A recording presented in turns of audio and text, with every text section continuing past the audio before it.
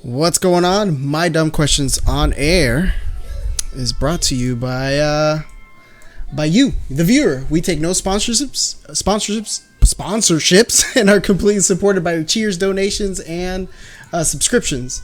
Subscriptions, you say? Yep, we are now Twitch affiliates, so that means you can subscribe to our channel monthly, and we are forever grateful if you decide to do so. Lastly, if you have Amazon Prime, did you know you can support our show absolutely free? Tie your Amazon Prime account with your Twitch account, and you'll get one free subscription to any channel on Twitch. So we'll go ahead and take that subscription from you. But otherwise, to get that started, go to twitch.amazon.com/prime. With that said, why don't we get this dang thing started? What is going on? My name is Danny. All right, and I'm Shane. Welcome to the our first affiliated episode. And having a good time, and I'm happy to be here, and happy to be here with you, Danny, on this my B-day.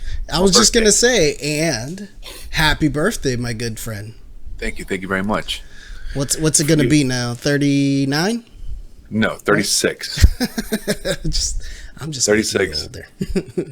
What is the difference, really? I think at some point you don't even really feel birthdays anymore. I've never really been a big birthday person anyway, so I haven't either because of when it lands for me. So what's the case for you? Just because it's so close to Valentine's Day, or just? No, it's never been something that's interested me, even as a kid. Yeah. It's something weird, and I don't know what it is, but since I was like a kid, like birthdays are just for they're sort of in a way depressing. Just got like dark. I know, right? Sorry, my bad, but it I don't know what it is, and I know I'm not the only person either. Okay. There's something about birthdays that can just kind of bring it down, and I can't remember the last time, if ever, where I've had a birthday where I was like, oh, that was a good birthday. It just doesn't seem to exist for me. So, well, if we're gonna share bad birthday stories, then I have the constant one that I have where I would try to do a birthday party on my birthday, but because it lands right behind a very huge holiday, no one would come out because they were all busy playing with their new gifts and such from the prior day. Yes, you are a Thanksgiving baby, huh? No. Hanukkah. Yes. Kwanzaa. You're a Kwanzaa kid. Yep. I mean, that's at least what they told me. I guess maybe they were lying to me. Is that what you're saying? Yeah. So yeah, it gets a little down on that, but as I got older, I changed that by just buying myself whatever I want, and no one can say anything about it. Awesome. That's a good trade-off, right? Yeah. Well, I mean, I guess in a way I'm sort of in that same predicament as you. Not that my birthday falls on the heels of Christmas, but spoiler alert, sorry about that. Somebody couldn't figure that out. But my birthday falls in a time frame which it is right after Christmas, more or less. Like it's about a month after Christmas. Right. And then it is Valentine's Day, and then it's my birthday, then it's my girlfriend's birthday, and then it's my best friend's birthday, like the 16th, 18th, and 19th. Which is cool, but it's also sort of it can be trying. It's also my boss's birthday on the 17th. Oh yeah, I'm sure you celebrate that. Yeah. Well, actually, I am. Well, it's different boss. Oh, okay. Same company, different section, whatever. But I guess we're going out to dinner tomorrow. I'm not really wanting to. One, it's not my thing. Two, don't really feel well. Got a little bit of a cold, so I prefer to just stay in.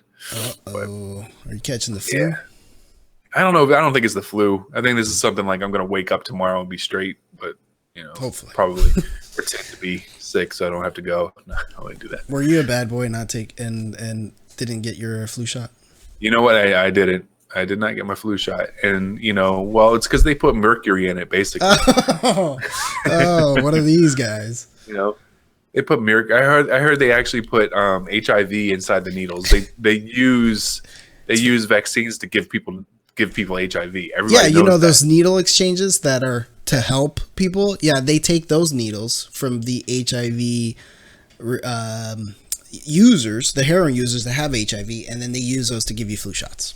Yeah, Population control. That's why you get sick immediately afterwards. Everybody knows that. Well, I'm gonna knock on wood and say that mine's been working. So next time, I bet you won't miss it.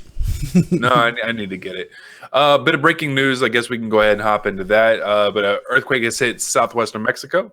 The epicenter is It's a 7.2 magnitude tremor and was found in the town of Pinotepa de Don Luis in Oaxaca.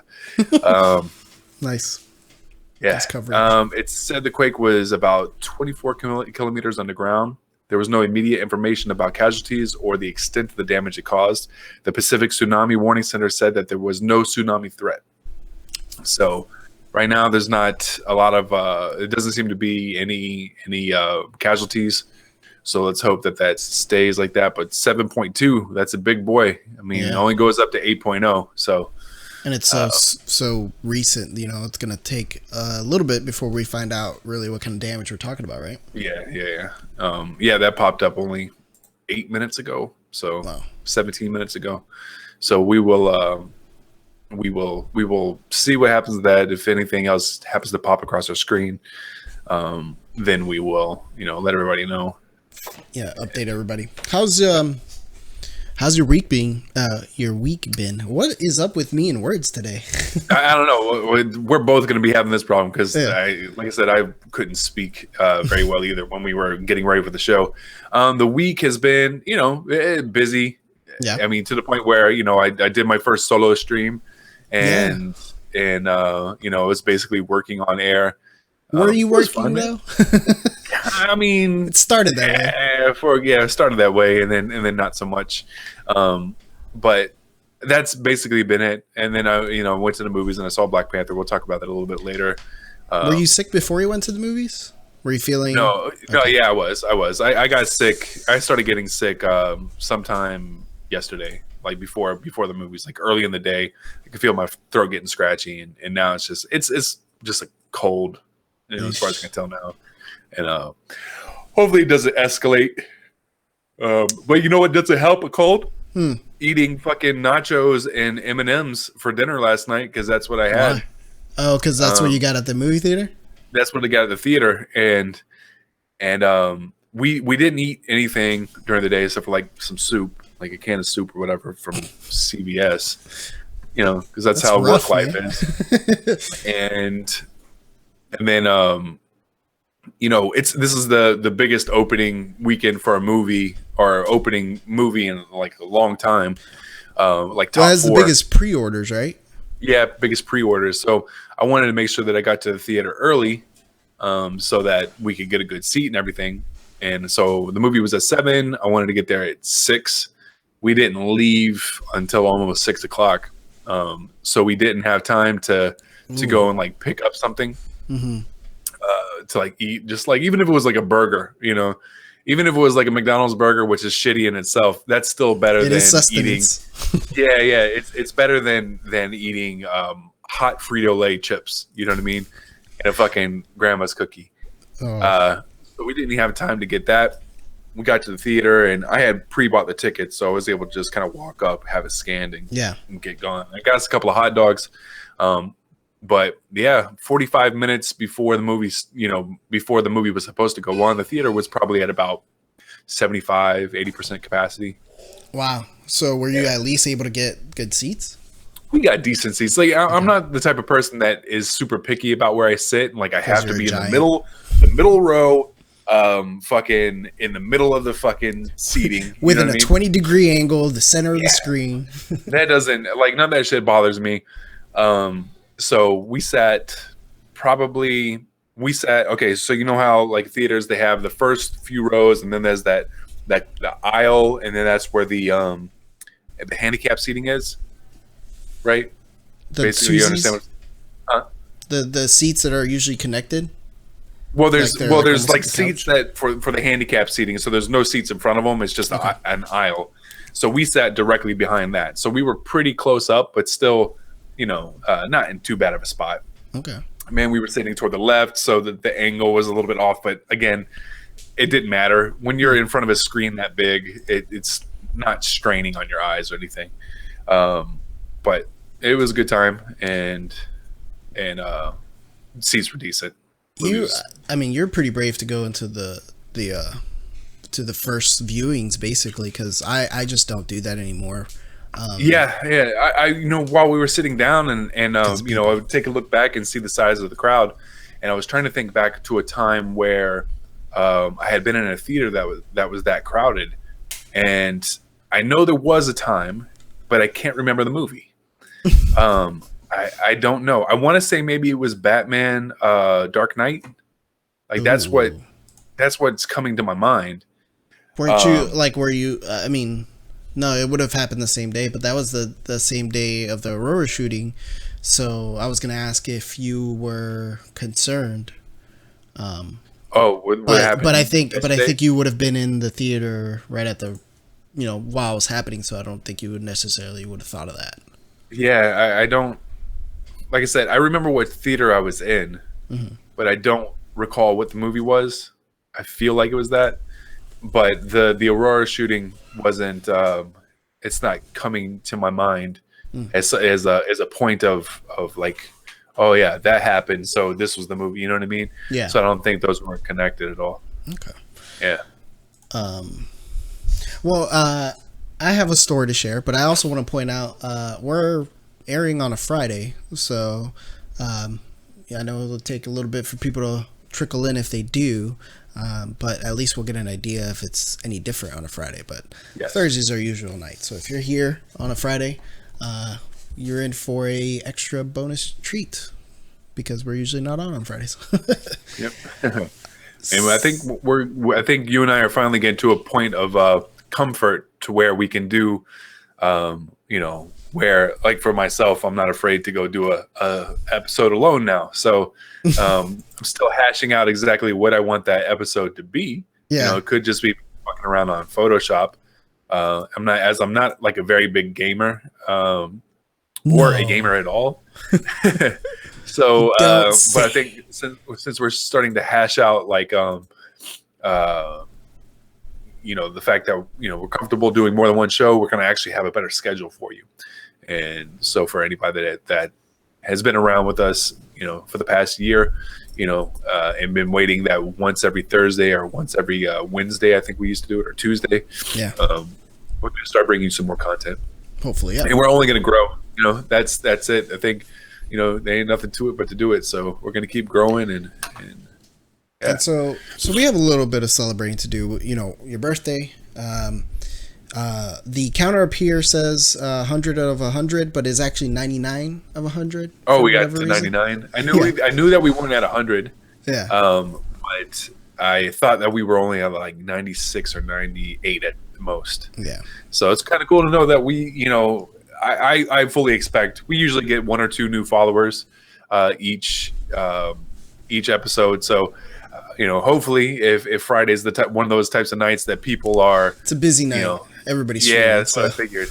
It's going to be a pretty busy night. But if we can pick up 1 new follower and hit that legit 100 mark, I think that'll be a pretty good time. And forgive me in advance because, like I said, I got a little cold. So if I wipe my nose and there's a little something that's like dangling, let me know. We should tell you. Yeah. Did I tell you about this time? So I started taking, because I couldn't focus. I've always had a problem with like focusing. It's kind of like just put me in a bad spot. So I went to, I started seeing a doctor, and she prescribed me Vyvanse. Right? I've never even heard of it. Vyvanse is sort of like Ritalin, not Ritalin. What's the thing like college kids take? Oh, with an A. Adderall. Yeah. So it's like Adderall, but it's non-addictive, and it's it's not like taking a low hit of coke. It's better for you, as good as it can be, I guess. And so I used to go in there and I would see her, and usually we talk and we'd try to figure out like what the fuck's going on, and then I'd get my Vyvanse.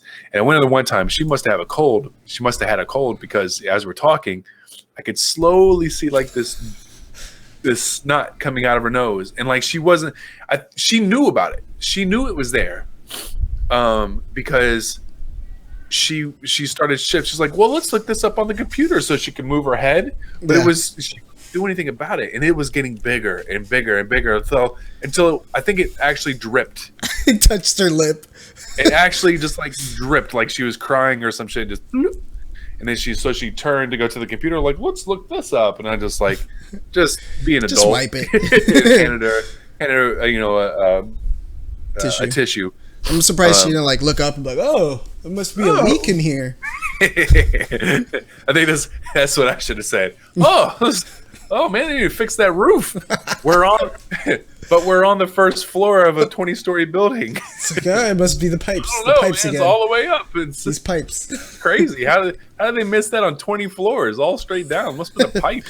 Fok TV, what's going on, man? Welcome to the stream. Welcome. Oh man, you know what? I needed to, because we actually did a few streams that over this past week, because I went to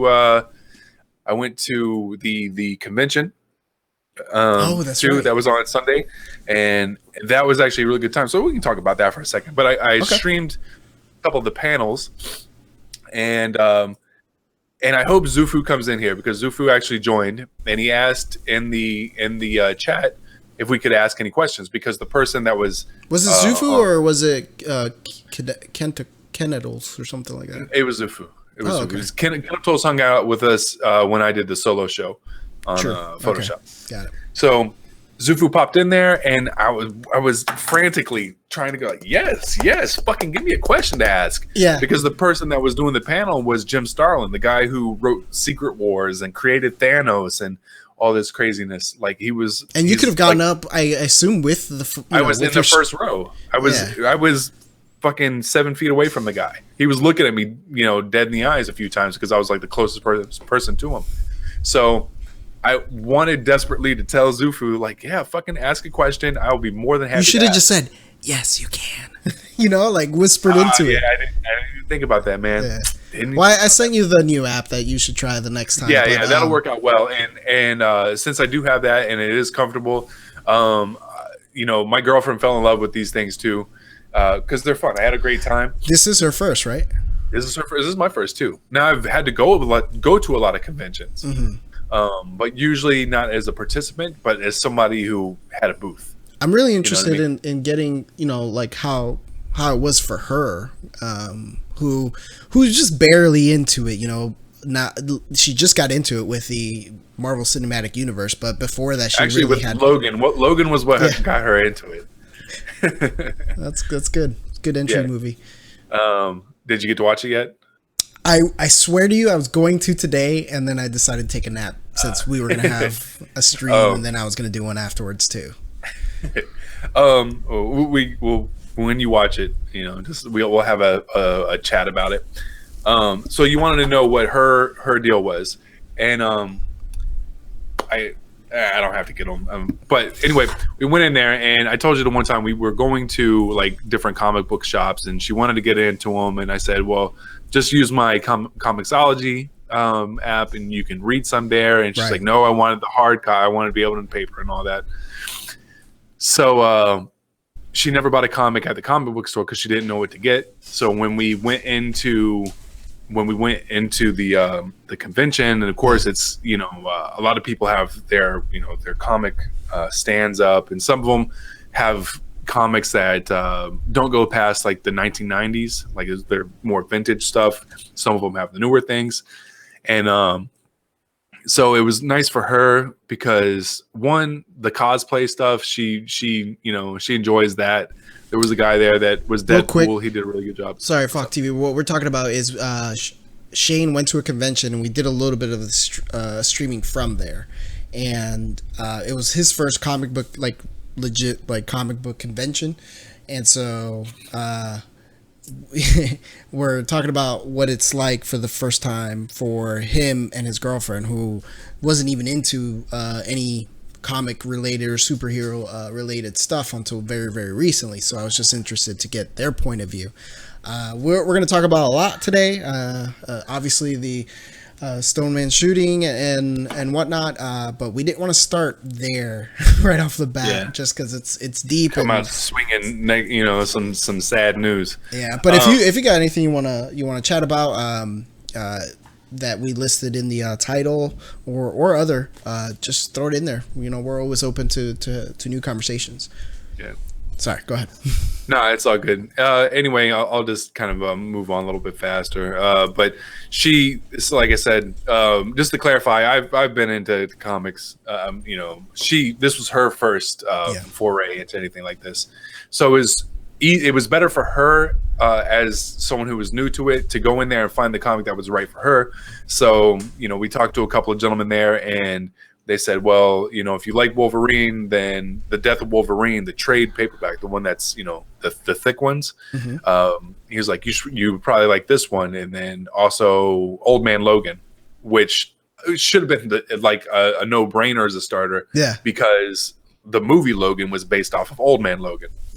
So that should have been a no-brainer. So I got her those. Those things were like $30 a piece. They're not cheap.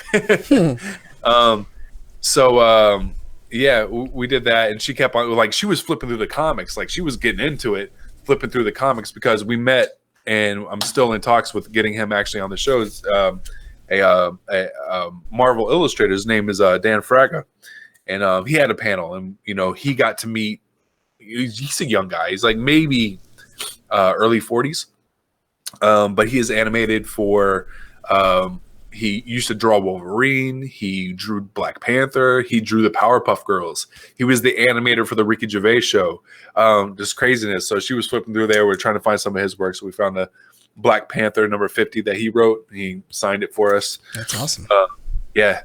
And but there's a few more that she got here. There's Wolverine, Weapon X, and these are some just the regular comics she got. And then, like I said, she got the trade paperbacks too.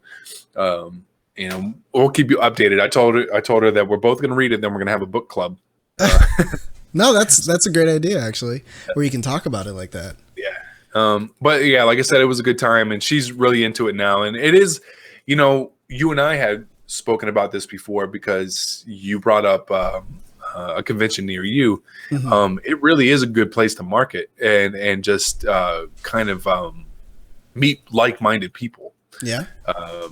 Good place to stumble into interviews and stuff like that. One of the more fun things that I had was I would walk around to the booths, and there would be budding, people who were getting into writing their own comics and things like that. And I would take a look at it, and I just literally just walk up to tables and say, "Hey, what's your story?" And they were like, "Well, this is this here." And this one lady was actually really cool. She had something that was more. It was softer. The animation was more, for lack of a better term, more girly, but soft and more, I guess, kid friendly or whatever. But each one of the characters were representative of one of the 50 states and territories, like Puerto Rico and stuff. Yeah. So, it was kind of cool. It was like, show me Florida. And she's showing the Florida one. She's flying. She has her top is the Florida flag stuff. And I was like, I would wear that shirt. If you had that, I would buy that shirt and wear it. I thought it was kind of cool. But, I met people who were painters and people who had a political podcast and all sorts of stuff. And it was really cool. You're a little more sociable than I am, I feel like. Fuck no, I'm not, man. I am probably the definition of an introvert. Okay. Well, yeah. It's weird that we are, and then we do a show like this where we're just you would think otherwise. Because I don't have people next to me. Yeah. I'm so introverted that if I go out, and it's funny because I would read through these things this is what makes you an introvert. But if I go out, say it's like tomorrow night, right? We're going to go out to dinner, and then we're going to have people that we work with are going to be over there, and they're going to be whatever. But I'm going to be in a situation where it's just too many people. It will literally suck out the energy I have for the following 2 days. Jeez. I'm like, nope, I went out. I will fucking stay in bed. I'm good for 2 days now. So I found it ironic. Fox TV said that comics is a real American thing, which I never heard it. I guess or defined like that, and I'd be really interested. I try to look at your page here, and I can't decipher their language right off the bat. Maybe German. Let me see. He's the one from the Netherlands. I don't know, maybe. But I'd be interested to know if it is, in your eyes, American. Like, does that also apply to the Marvel movies, who I think have been pretty national worldwide? That is my niece. She's just ran in here. Oh, nice. She want to say hi? Oh, hello.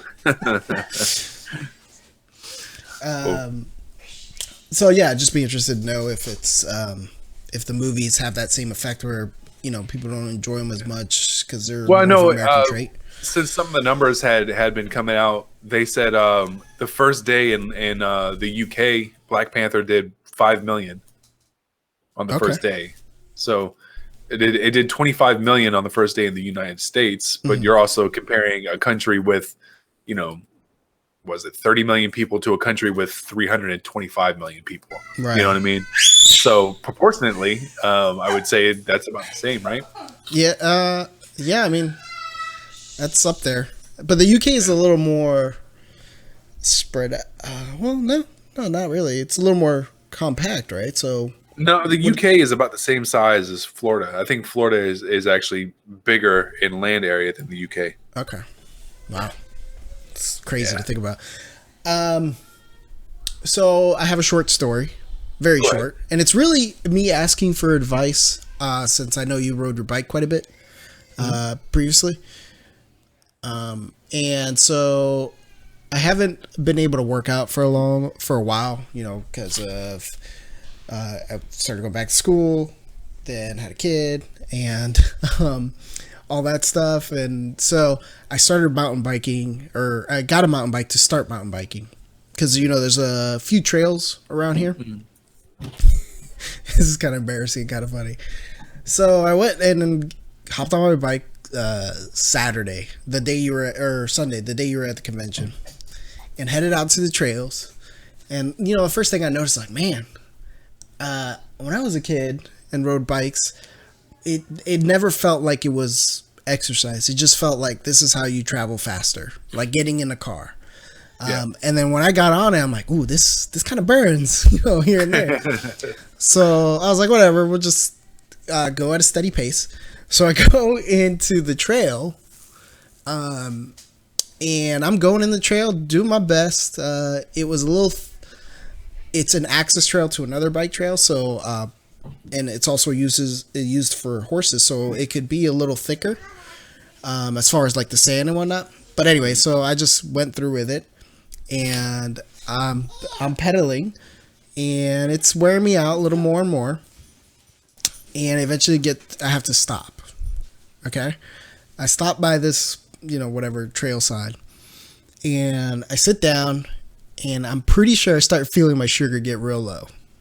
And there's nobody around. And I'm like, oh, crap. Because I felt that feeling before. 1106, what's going on, man? Number one biking country in the world. That's awesome. So then this is super embarrassing.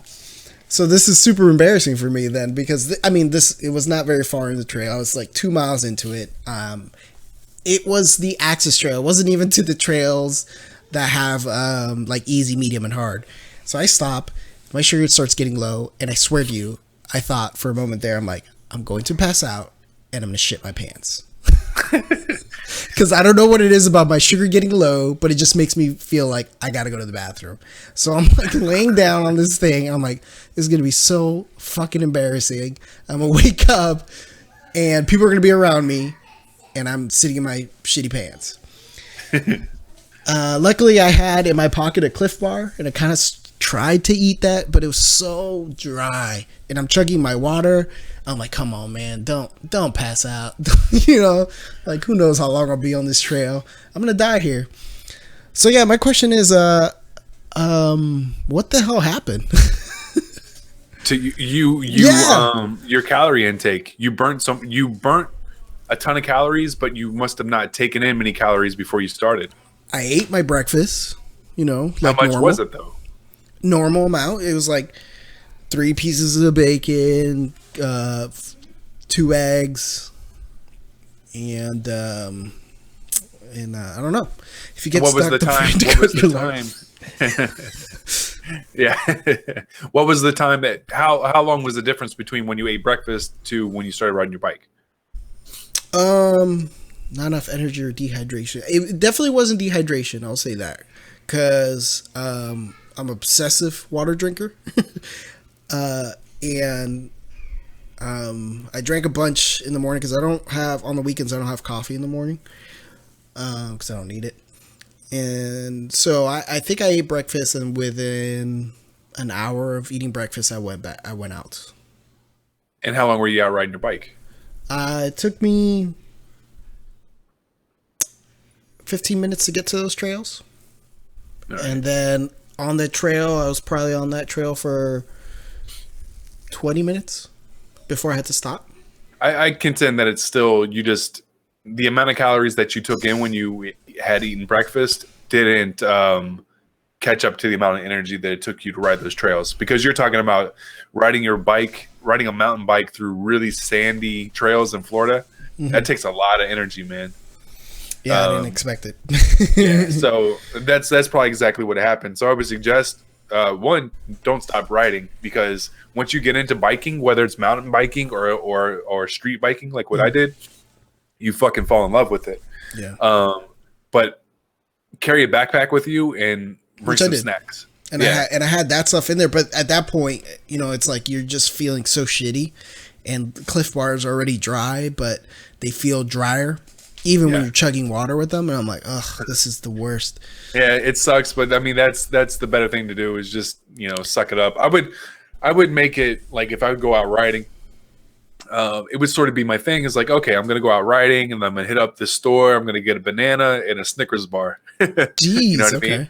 And then I feel like that would negate it. You would just like break even if you did that. You gotta figure there's nuts and stuff in there, but it was, as far as the calories, fact that the Snickers bar was sort of like a treat, and the banana was just sort of like something to eat healthy. And that's what I would do on most of my rides. I would go out riding, I'd get a Snickers bar and a banana, just kind of cruise around wherever, and then go back home and cook dinner. I was so much thinner in Tampa. not to bring that up on your birthday, but I think what I'll do next time is like have like a spoonful of peanut butter, because I feel like that's another thing. Peanut butter, I would, because that has a good. Now the thing with peanut butter is you can easily overeat peanut butter, because one spoonful you're looking at like 75 calories. It's nuts. Yeah, I don't like it that much. Yeah. But I'm saying, like, you can go overboard with peanut butter pretty quick. So, but yeah, just something like a Cliff Bar or something like that is perfect. Just make sure when you're starting to feel a little bit lightheaded, drink some water, eat a Cliff Bar. I didn't feel lightheaded though. Yeah. Not until I stopped. I was just like, oof, that was rough. And like I was like, oh, let me just get off the sandy patch area. Let me walk a bit. Yeah. Gatorade Energy Chews too. Yeah, they do. I haven't tried one of the Gatorade Energy Chews. I'm curious to know like what that tastes like though.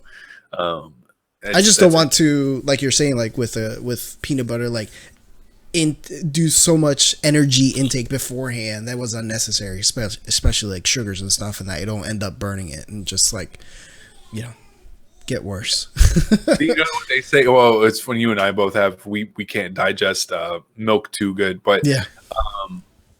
Chocolate milk actually is good for you after a long workout. It helps you recover faster.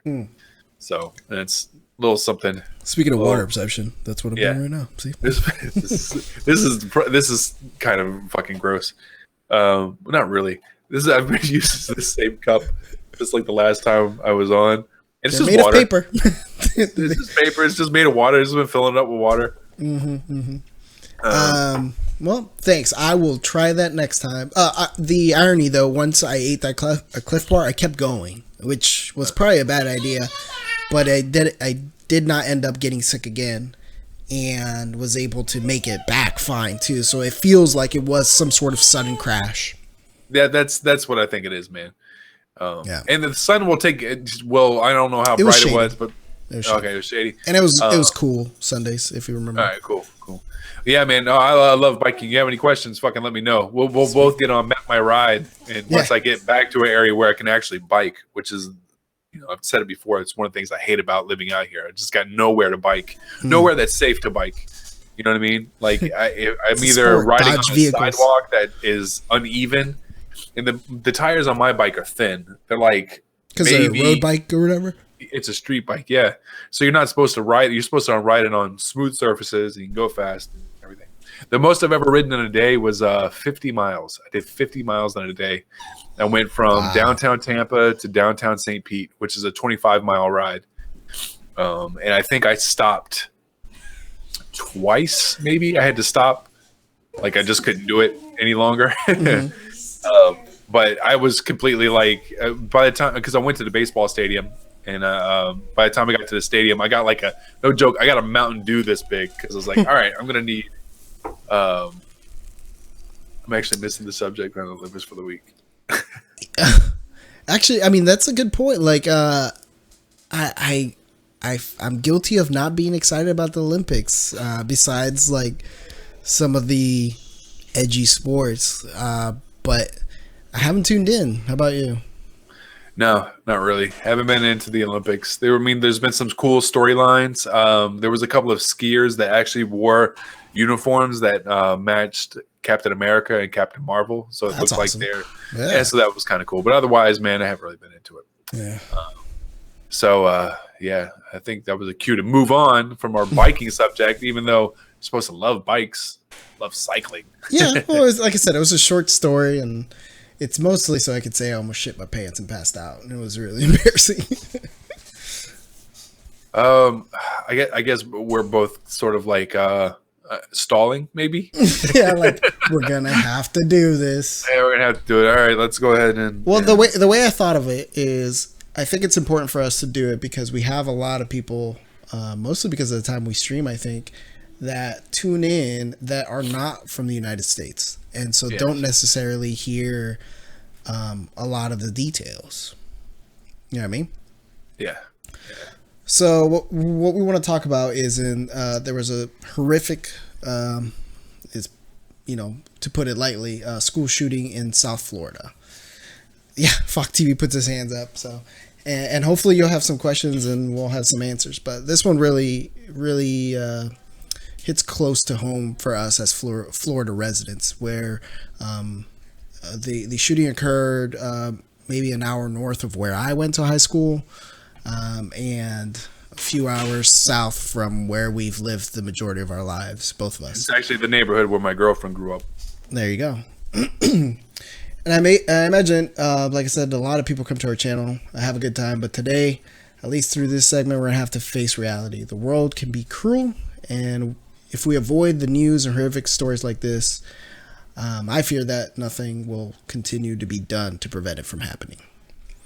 A gunman opened fire at a South Florida high school, killing 17 people, I believe is the current toll, with 14 or 15 injured that were rushed to a hospital, sending students running for their lives from this high school. So how do you want to talk about? Do you just want to hit on the facts, like kind of a little bit of a timeline of what has occurred? I think it'll be the best. Yeah, way I to guess do it. that's what we can do. I mean, at first it was it feels like they're getting closer and closer to hitting, for it being a lot more personal. You know what I mean? We'll get to that. This is just something I want to get off my mind, because you had, like I said, when Las Vegas happened, I knew two people that were inside the hotel. These are people I've met. I've known them for a while. Wouldn't say that we're like tight, but we're definitely acquaintances. But to know somebody who was in the hotel. I used to live in Orlando, and near the neighborhood where the Pulse shooting happened. And my girlfriend grew up in Fort Lauderdale, where this happened. You know what I mean? So it feels like in some weird way, like they're getting closer and closer and closer. And I don't live my life in fear. Like if I go to a theater or if I go to, some big event, that I'm going to be killed. Real talk session. Yeah. Yeah. Real talk. And, but the fact that these shootings do seem to be inching closer and closer to popping the bubble that I live in, you know what I mean? Yeah. It's I mean, I remember there's the Dallas shooting that happened last year where the cops got killed. You know, that was fucking, 20 minutes from me. There was another 8 people that got killed in Plano, which is another 20 minutes from me. You know what I mean?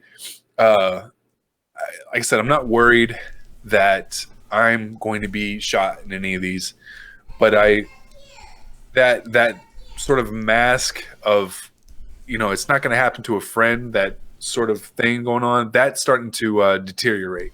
That false world you're putting over your eyes. Yeah. Where it's like it's happened so much, and I have actually some stats of all the mass shootings that have happened over the past few years. But it feels like that facade is starting to crumble down a little bit, and then it keeps on getting closer and closer and closer. I mean, to the point where, it used to be, when my mom would call, she'd say, "Hey, did you see what happened in so and so city?" I'm like, "Yeah, Mom, that's crazy." And now the past couple times, it's like, "Hey, is Jenny okay? Because I saw what happened in Fort Lauderdale." "Hey, is Vicky okay? Because I saw what happened in Orlando." You know what I mean? It's there's by a a name one-to-one basis now. It's a lot different when it's people that close. Exactly. But yeah, that's one-on-one. That was there's a lot of things swirling around in my head, but that's just, and we're gonna hit all on them. Fox TV said, "All right, as a European, I got this one question: do you even get shocked by this news? No offense by any means, but it doesn't surprise, sadly, us anymore. So it's not even big news over here anymore. Again, sadly. So there are some people that do get jaded, but I don't, and the reason is once you start getting jaded about it, then that's when it's even less likely for things to change, because I think things change based on fear or complex emotions. Like you will chase after change if it really affects you closely. The other reason that it doesn't surprise me is that every single one of them has been, it's not the same as the last one. There's always some new extreme scenario. So in the Las Vegas, we had what jaded means that you've experienced something so much that you no longer feel anything about it. Yeah. Right? Mm-hmm. Sorry.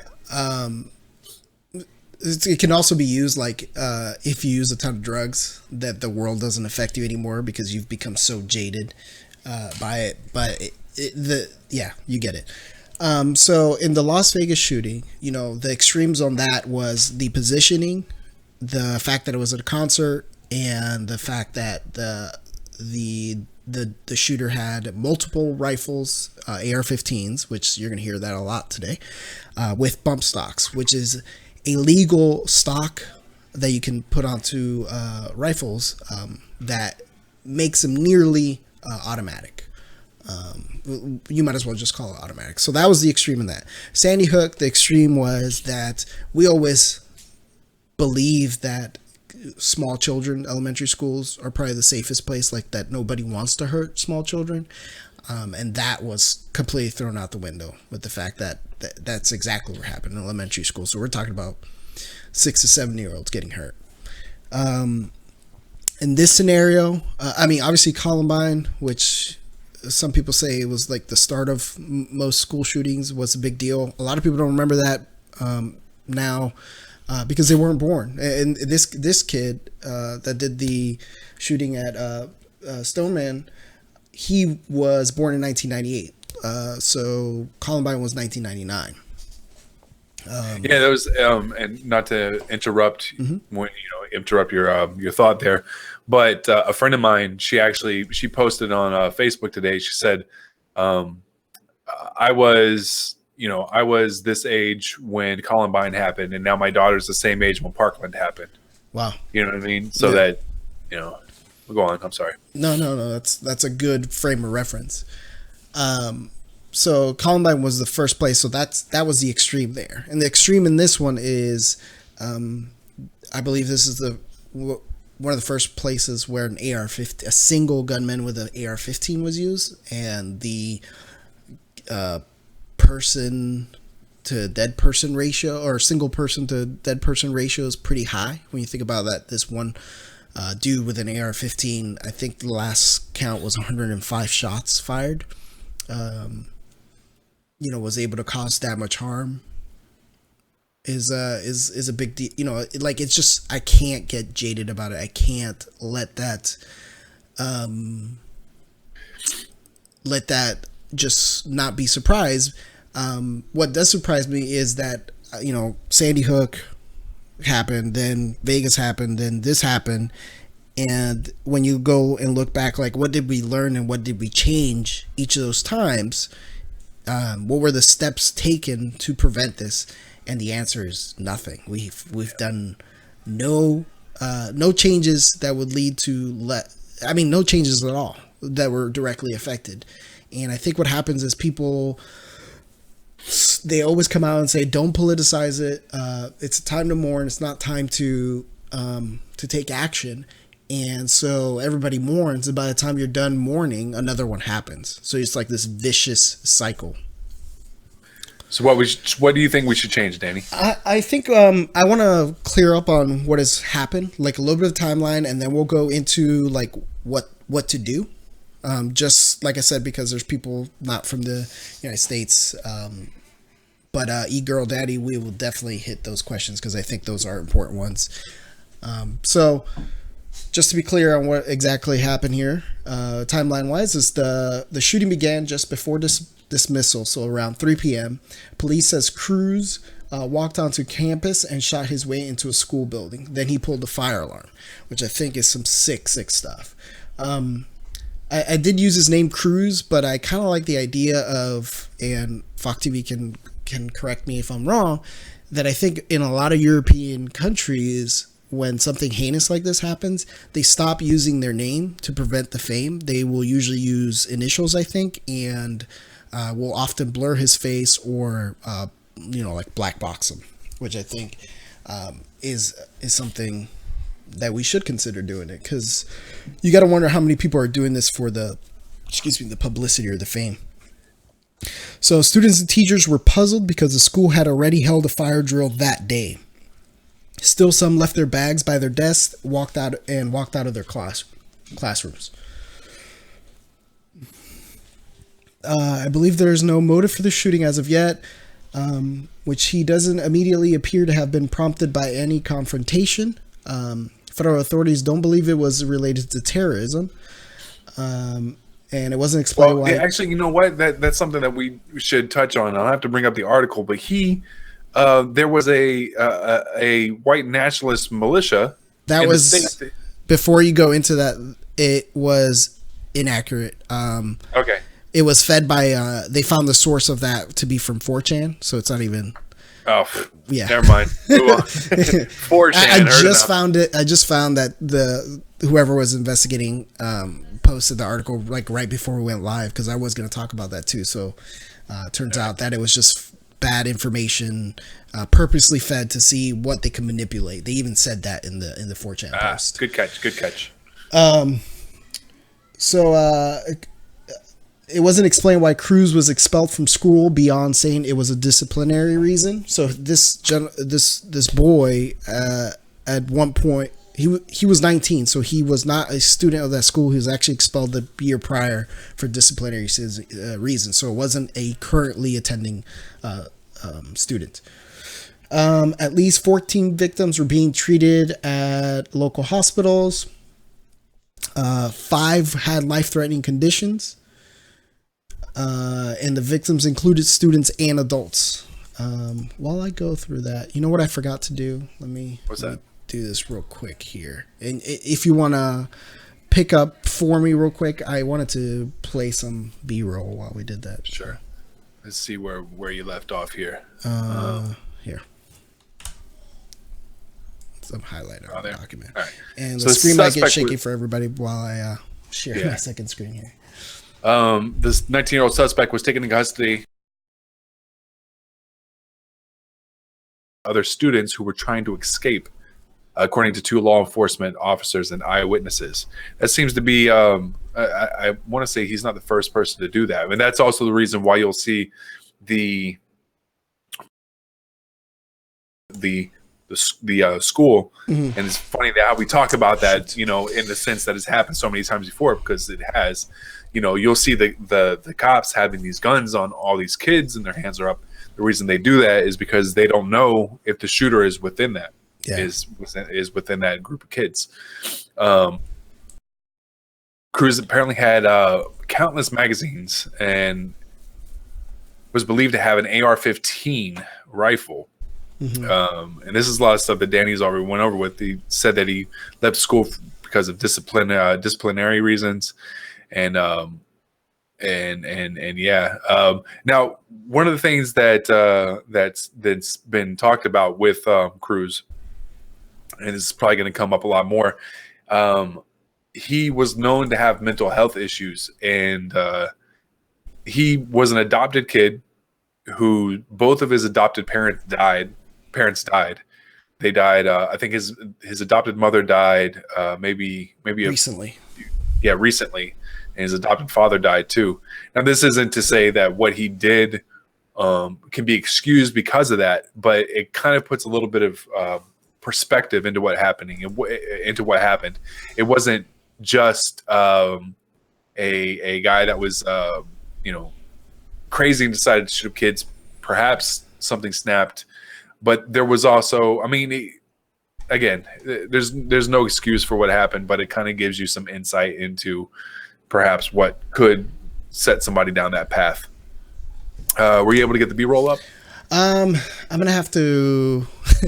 well, fuck. The reason I say he deserves a little bit of perspective is not because that if you say, well, this is what happened to him, that he deserves perspective, but if you say that it was the mental health issue there, the fact that this entire shooting may have been prevented if he was able to get mental health, get the treatment that he needed, to get the mental health treatment that he needed. It may have prevented all of this. Now, again, I'm in no way, shape, or form backtracking and saying that because these bad things happened to him, that's the thing, Fox TV. Yeah, exactly. If he wasn't able to get the gun that easy. And I think it was just maybe not the great choice words, like deserves a little perspective. I just think that what you meant to say is let's get the perspective of what his mental state was. And it's not in defense. It's more to understand all the things that maybe were piling on to him. And we're not saying that it triggered it, but we're just showing. I'm saying, if we knew Nicholas Cruz was mental and he had mental health issues, then there should have been some sort of treatment that he should have been able to get. People can't fucking afford to get treatment for mental health. So yeah, I do put that on the way the things are ran. That if somebody who could have maybe had some sort of medicine to help him not be a fucking nutter, then yeah, that falls on us a little bit, because we make it super fucking expensive and difficult for people to get the mental health treatment that they need. Secondly, the fact that he was crazy, we knew he was crazy, should have negated him getting a gun in the first place. But that's the goddamn point. He was able to get that gun with no problem. Yeah. And what's going on, TP Poker and guns don't kill people, people kill people. We weren't even going to get into that argument, because I think in this case it's not a direct gun issue. It's more on why can someone with his history and his mental stability easily obtain a gun. So we're not blaming the gun directly, because I think there is a more root cause issue, which is how does someone who has disciplinary issues in school, who there's been signs there, that something may not be right with him, and the school probably should have gone further with their disciplinary action. That he wasn't allowed back in the school with a book bag while he was at the school for a while. So obviously there was some sort of evidence provided to the school that they thought they should watch out for this kid. So there should be some sort of history running paper trail on that kind of thing that would have prevented him even to own a gun until proven otherwise, I think. You there, Shane? I'm here. Okay, you stopped, so I was like, well, I'm not trying to get into a fucking no. I just wanted to be not with you. You know what I mean? Yeah. I'm just saying in general, because in this case, yes, absolutely.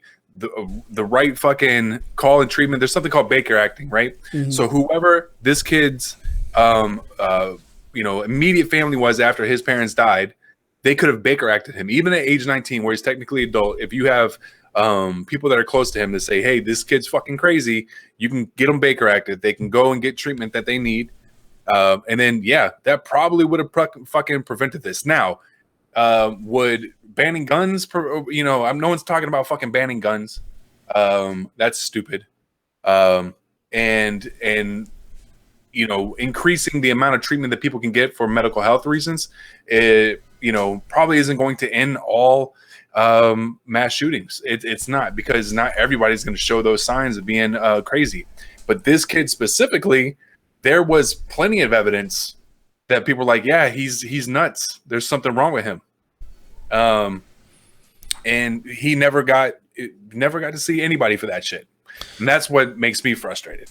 TP Poker said, go ahead. Sorry. I was saying that's what makes me mad, because it won't prevent everything, every mass shooting that happens. But in this case specifically, and actually in another mass shooting that happened in Fort Lauderdale last year, I think, at the airport, that guy said he had voices in his head telling him to do shit. Now, okay, I'll say that I don't know that if he was telling this stuff. Actually, he did. He fucking told the FBI. I forgot about that. He contacted the FBI before he ever shot up the airport in Fort Lauderdale. Said he was hearing voices telling him to join ISIS, and they never did anything about it. Mm-hmm. So, and I just want to clear it up with chat, is we're not going to attack anybody's viewpoints. We do want you guys to have this conversation. Just everybody be cool with each other. We're not all going to agree, and that's fine. That's kind of how we do things. So TP Poker says, question, have you ever had a crazy neighbor or coworker? Did you ever take any steps to get them help or make sure they weren't bearing arms? I think it's Monday morning quarterbacking to say otherwise. So I guess I do have two exact scenarios as far as crazy neighbors and coworkers. For a crazy neighbor, we had my in-laws had a neighbor that lived 2 doors down, and we did Baker act them, and that is enough. When you are Baker acted, they kind of start going and making sure you don't have weapons and things like that. And he spent time in the state hospital because both the husband and wife were crazy. As far as a coworker, that's the part where I probably I don't think I could do anything. Like, I've seen a coworker's child. They don't work with me, and it's not necessarily the current job, so I can talk about it. But their child just did weird things in general. You know how they always say, like, when they start harming animals and stuff like that for fun, that it can often be a sign of something. He was that weird, but he was young, and I think all that was ever said was, that kid's a little weird, but with him being so young, I didn't think about disarming or telling the parents to disarm, and that's harder.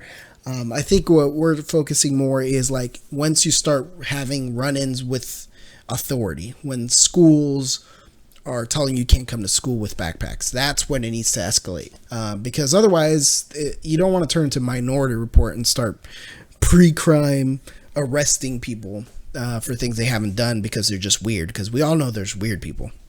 It's funny. That's exactly what my girlfriend and I were talking about on the way here, because she asked the same thing. She goes, what can we do about it? Because right after this happened, there was a kid from South Carolina on Instagram today who took a picture with a gun in his hand. He said Florida Part 2 tomorrow or something like that. And she goes, what can we do about that? I'm like, there's nothing you can really do, because if you go arrest him for that, then you're doing that's Minority Report. He was arrested, but I forget what the crime that they used for. Well, they I had think to it was go threatening. find something. Well, what it's was threatening. I guess You the can't- threatening part. Yeah. We need to explain what Baker acting is. So, I don't know what the exact definition is. I don't know if you want to pull that up, but essentially, what to be Baker acted is when you have a family member that is mentally unstable, that could be a harm to somebody else or themselves. So when you Baker act them, basically they're taken to a mental facility to get treatment. So, yeah, to be specific, 2 categories have to occur: is possibly has mental illness, and is a harm to self or harm to others or self-neglectful. And so if that is found, you can be Baker acted and examined. So you're sent to a state hospital where you are kept there for 72 hours for examination, and until deemed medically stable, and can occur in over 100 Florida Department of Children and Families designated receiving facilities statewide. So it's a Florida act. I don't know if other states have taken that, but yeah, basically if you threaten to hurt yourself or someone else for mental with signs of mental illness, you'll spend for sure 72 hours in a medical facility being evaluated and possibly given treatment to prevent it. Hopefully that clears that up. Yeah. I think I've known somebody who's been Baker acted. And I know of someone who was not allowed to be in a home with guns because they might hurt themselves. But yeah, who can really follow that though? Mm-hmm. And so if we're looking for another perspective, and I don't want to get his thumbs tired, but my the closest person to me in the world, MAR1, his name's Matt. He's like I said, best friend doesn't describe like how close we are. But him and I do not see eye to eye on guns, right? He loves his guns. And that's fine. That's cool. But he's also very smart and can give a much better. He's not stupid about it. Like, you know how like, you know, they're coming to take our guns and they're gonna fucking the government. He's not one of those people. He just is like, all right, these are the reasons, and he's very knowledgeable. So, if you guys have any questions that maybe Danny or I know Danny, you have some knowledge in this area, but if you have any questions about what it's like to be someone who is actually, you know, who understands gun laws, you can put them in the chat, and hopefully, if he has the time, he can respond to them. Fox TV's, yeah. Fox TV welcome to the. I'm sorry, I was going to say welcome to the chat, boss lady. Oh, calling out lurkers, naughty boy. No, it says right on the screen. Yeah, no, that's only we see that. Oh, whatever, man. So Fox TV said, "I'm here to shake up for Twitch. You and your goddamn rules. Fuck that Trump. shit. I'm shaking shit up.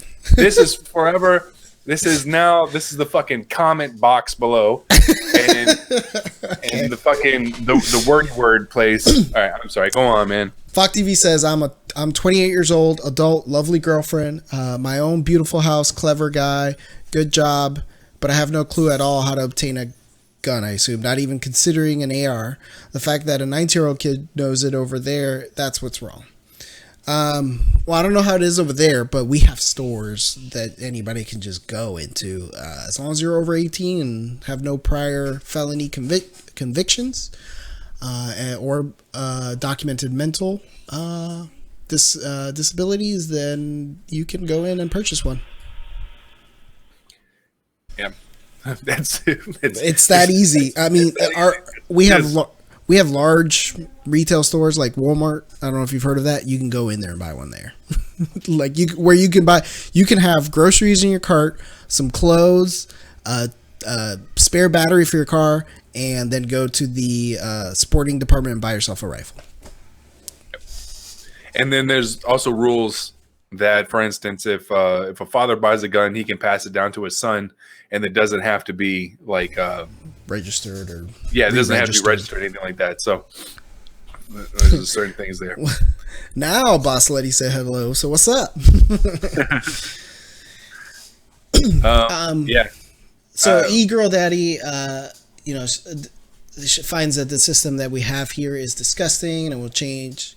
And I don't know if that was a question, and it will change in the next 10 to 15 years.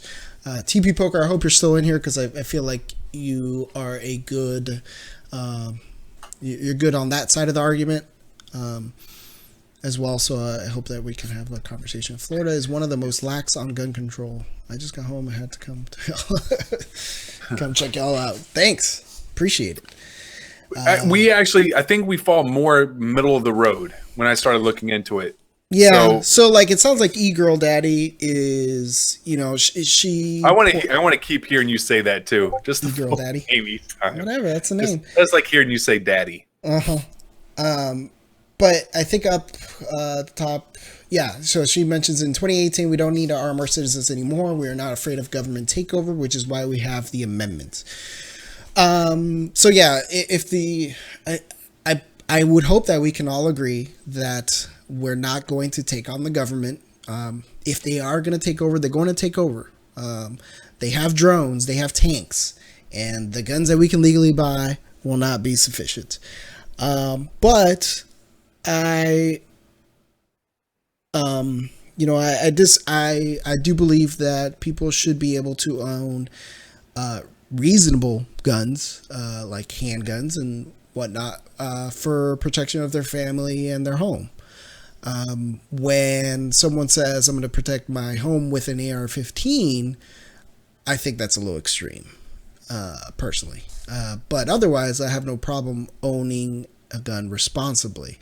And that includes, like, as a parent, locking things up so no high school child of yours in the house can get to them and things like that. So that's where we are in the middle of the road, I guess. Have you ever known anybody killed by guns personally?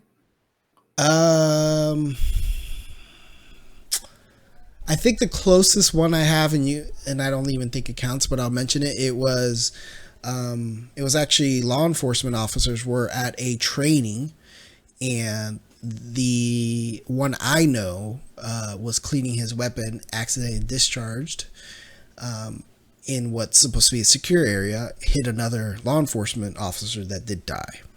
Oh, wow. So when that happened, we all kind of went to his house because we didn't know how they were going to deal with that situation, being responsible for somebody else's health, death, especially being in law enforcement.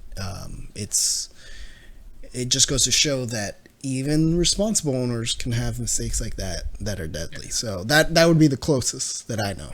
I don't know about you. When I was in first grade, a friend of mine shot and killed his little brother because he thought the gun was he thought it wasn't loaded. And then in high school, there was a kid who I believe he got shot and killed. He killed someone. Yeah, he shot him.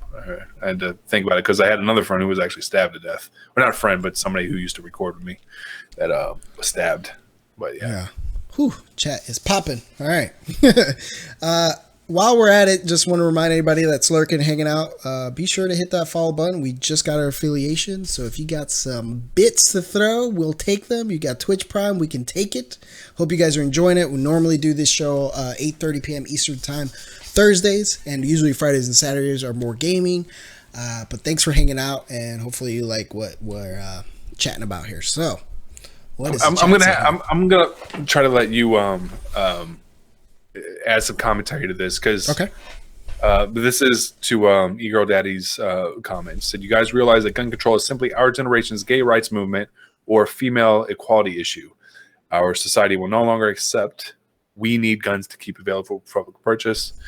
And in 50 years, we're going to look back at this. And you don't even have to. I think when I first read it, I wasn't exactly sure what they were trying to say. But now that I have, I get it. I believe, and correct me if I'm wrong, but I believe that you were saying that it's a movement like any else. You're not trying to equate somebody who wants guns with the gay rights movement, but you're trying to say that it's a movement. It's another movement that is happening in our lifetimes, and eventually it's going to change in the same way that female equality and gay rights happen. Sorry, I had to read through it to get it. The first couple of lines kind of threw me off, but I get what you're saying now, and I say I agree. It's one of those big things, just like abortion was big in the I think it was the 50s and 60s.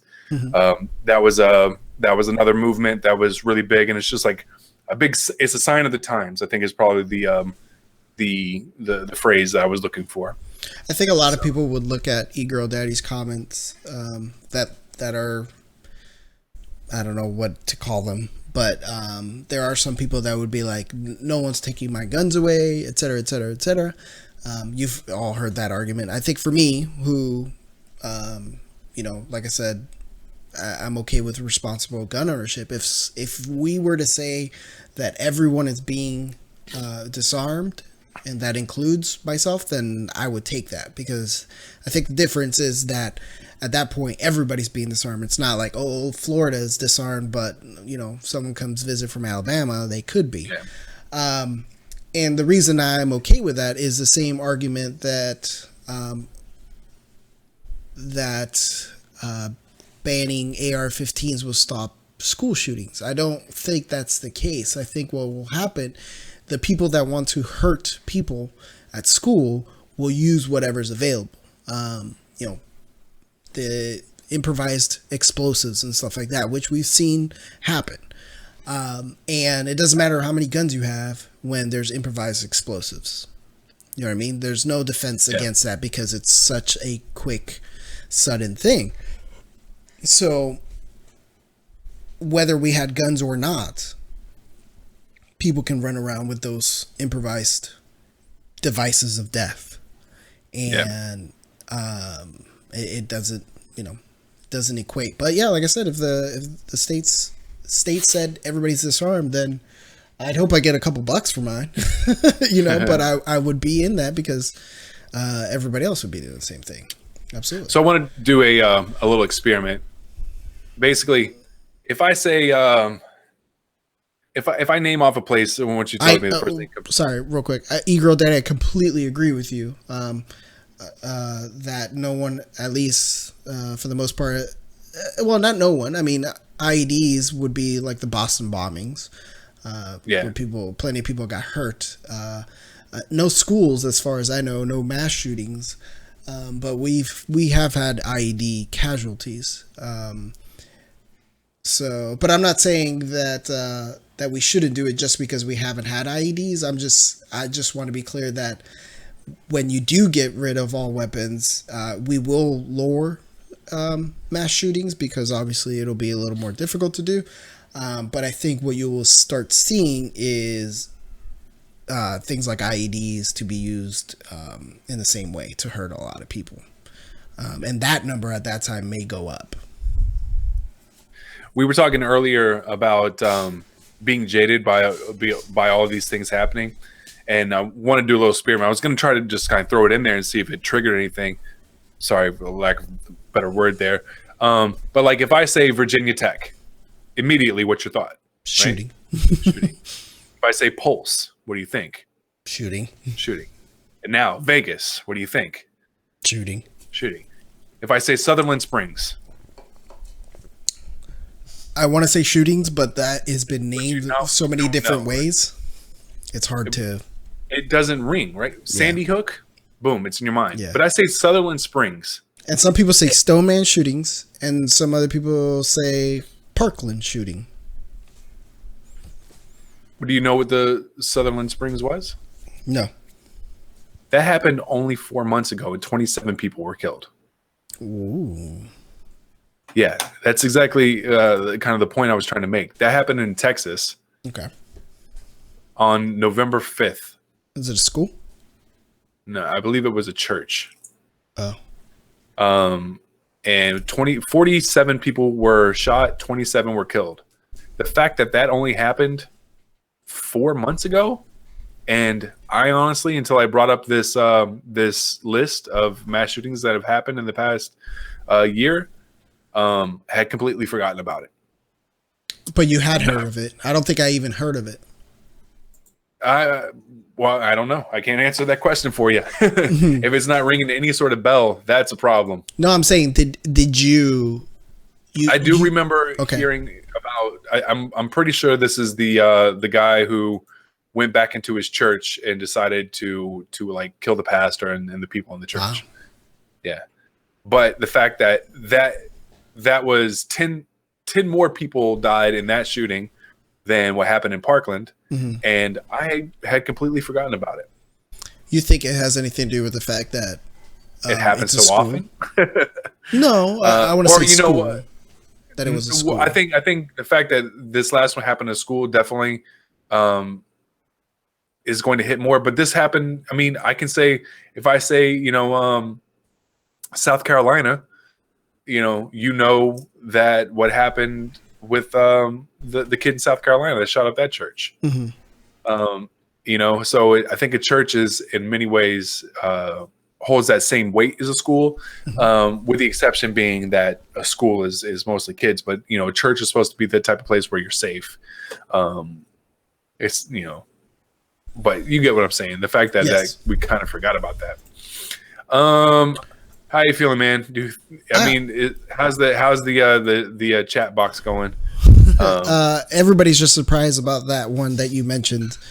Yeah, it's legit like here. Can I drop a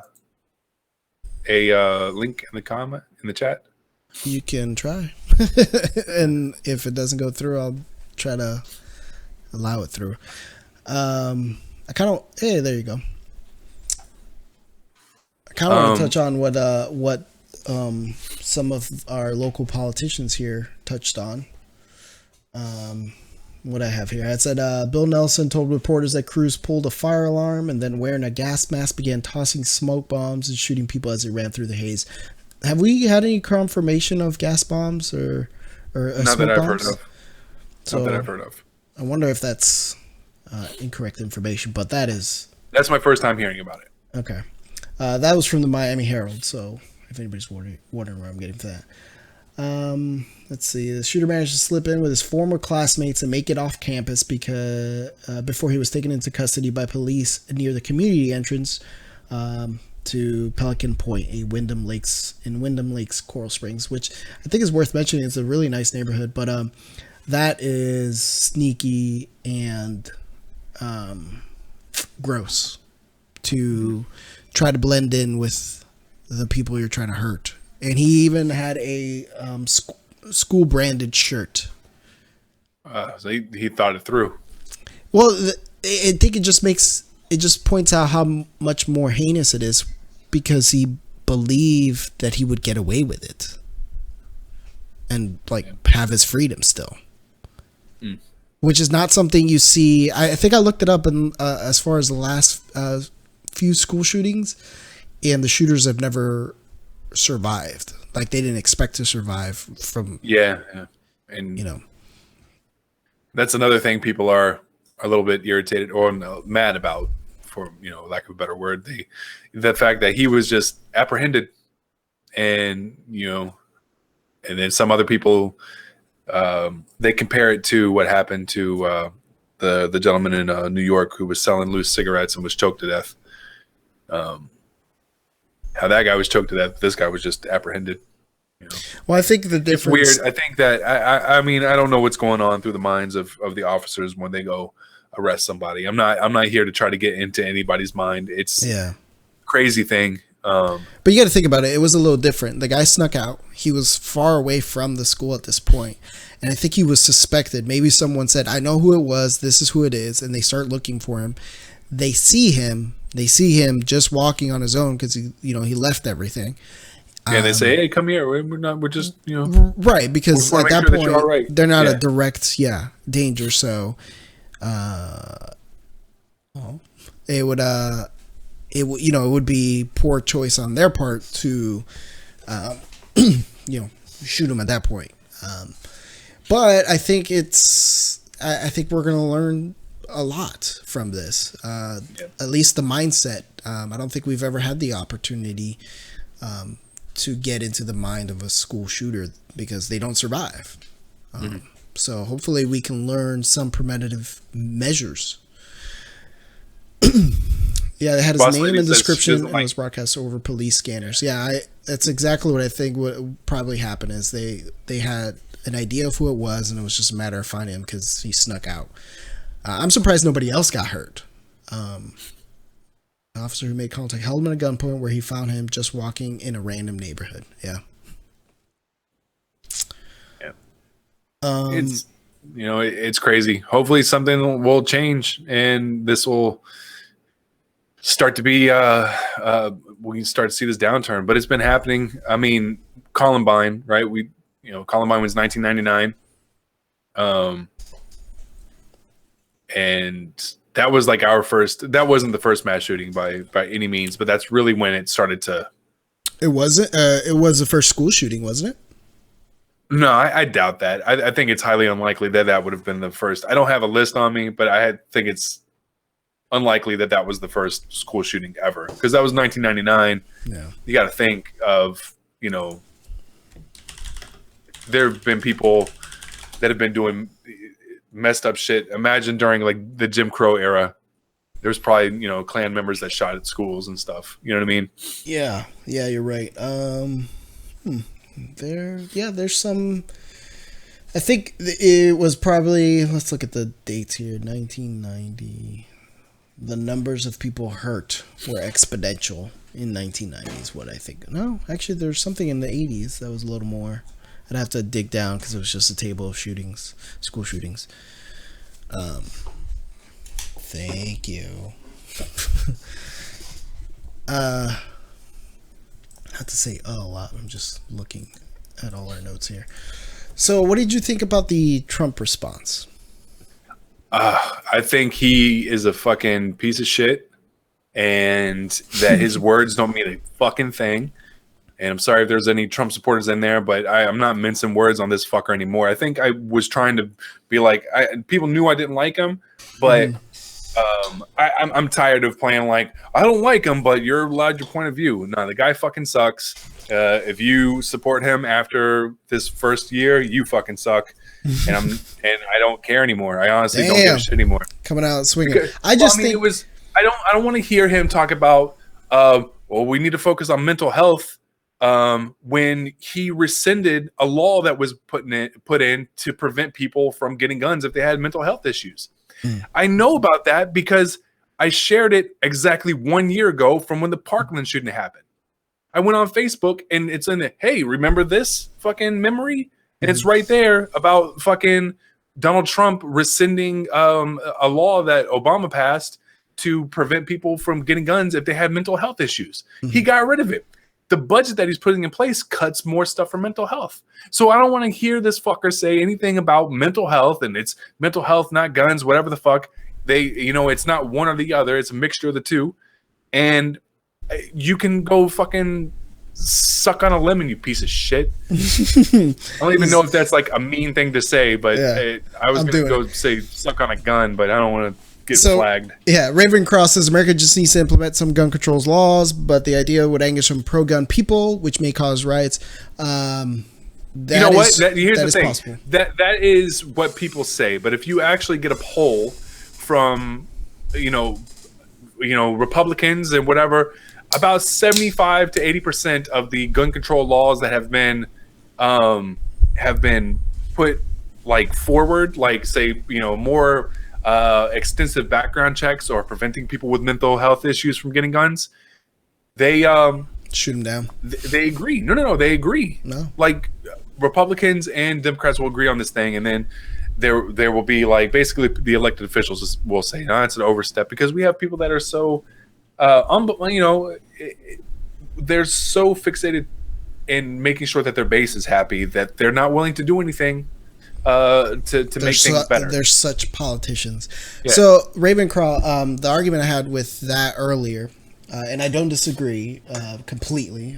In parts of it, I do, but is that we've had examples of people using IEDs, and I think that will increase when you remove guns. So I just want to be clear that when people want to hurt other people so badly, they're going to find a way. That doesn't mean that keeping guns is going to prevent that, and not at all, because like I mentioned earlier, IEDs are instant. I would have to say, without any of us having stats in front of us, you say if somebody wants to hurt a lot of people, they will find a way. And I don't know if that's true, because if they haven't, let's say they haven't had a mass shooting in Scotland, from what Raven Crew says, from for in the past 40 or 50 years, have they had any mass stabbings? Probably not. It's probably pretty low there too. Yeah, you know what I mean. So I don't necessarily but that argument agree kind of that, says that that the gun gave him the want to hurt more people. He made it easier. It made it easier for him. But if you really want to hurt people, I mean, not if like what E-Girl Daddy said right there. If he wanted to make it an IED, it would have taken him a lot of time. Probably would have got frustrated along the way and just never finished that shit. But if you can just grab your AR-15, take a fucking walk down to your local high school, I mean, pull the trigger and knock out 17 people, that's a lot easier. You know what I mean? I think there is something to say for it being much easier for a gun. And I don't think that necessarily if somebody wants to do this, they would do it with whatever. And even if they did, say there was somebody that wanted to stab up a school, they're not going to get very far stabbing, a lot of people in a school.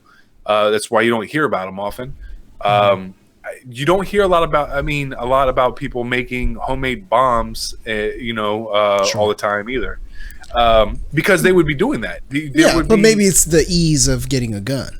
Yeah. So I think it's a little half and half, but I don't necessarily believe that if we, and I'm not advocating for getting rid of all guns either. Although I'm not a gun person, I've got no fucking urge in the world to own a gun, shoot a gun, fucking whatever. They don't mean anything to me. I'm not worried that when I go out, I'm gonna get fucking robbed. You know what I mean? I'm not worried that, I understand that some people, but yeah. Anyway, but that being said, I'm not advocating for taking away guns, but I don't believe that if guns were taken away, that would mean that people would just find a different way to shoot or kill people. Not shoot, excuse me, but other way to kill people. If it just wouldn't happen like that. I just don't think that would happen. So my question to Ravenclaw, I assume that all guns, period, are illegal. Would you be okay, or would you think that the United States could function with you can have smaller, low caliber handguns, because we already have a full automatic ban,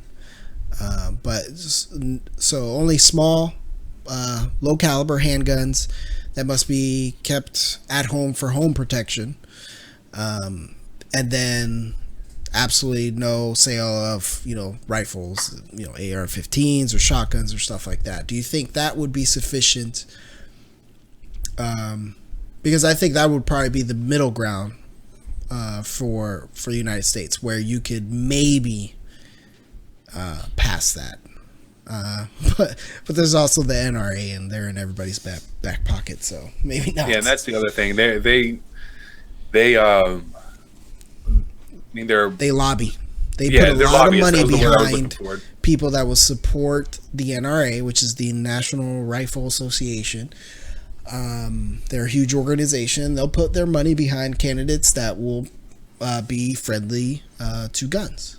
And it's really hard for middle class, normal people to vote out someone that is just in deep, it has deep pockets. Yep, that is accurate, Ravenclaw. Yep, but I'm saying, maybe that's the middle ground where you can still justify the protecting your family aspect, because I've said it a while. There is absolutely no reason that I can think of for a person to own an AR-15. No hunting reason and no personal protection reason. Yeah, I agree. I'd be happy to listen to the first one, but the only other thing that people say is, "Oh, collectors. If you're a collector, you should be able to own it." It's like, shut up. All right, collect one that is not capable of firing. Yeah. the outer casing and no internals at all. Yeah. Collect something new. I don't know. Yeah. It's a whole group of people like that. Like I said, do real hunting. It's with a rifle, but it's not automatic. Yeah. Well, an AR-15 is not automatic in most aspects. Obviously, like I said, you can get a bump stock, but it's made for military use. No one is hunting with an AR-15. It's just it has. I mean, you're not going to put that many rounds into whatever you're hunting if you're planning to eat it or salvage anything from it. You are going to demolish whatever you're hunting. So. I don't know. I don't know. So we had some videos we wanted to share. I'm kind of glad that we aren't, because some of them were like Snapchat video, which I guess that brings up an entirely new subject of how are there so many Snapchat videos while this shooting is happening? How are people so comfortable sharing this? I don't think it's that they're that comfortable. I think it's just like the not comfortable. use. Yeah, like not comfortable, but like Why when I'm panicking, check I can't find apps in my phone. So you figure Snapchat is it's one of the most popular apps out now, especially with kids within that age range. So I mean, you can imagine if most kids have an iPhone, all you have to do is just touch it with your thumb and it automatically opens. You know what I mean? Mm-hmm. And look, I did that, and boom, Snapchat's right in the middle of mine. You know what I mean? Yeah. And I don't even use Snapchat that much. I think it's just easy, and you have to also think about the muscle memory a kid might have if they're on Snapchat all the time. It's probably just you're not even thinking about it. Boom, boom, and you're there. Mm-hmm. People live their life. I mean, we're guilty. We're doing it right now, Danny. Yeah. We're living our life through the internet, where we are. Putting our lives out there for people to judge us, Mm-hmm. You got my sick, fucking disgruntled birthday boy ass who is just fucking. Yeah, chat. Everybody give a happy birthday to Shane. You guys don't know it, but it's his birthday. But I mean, you got me yelling into the fucking microphone. Like our opinion matters.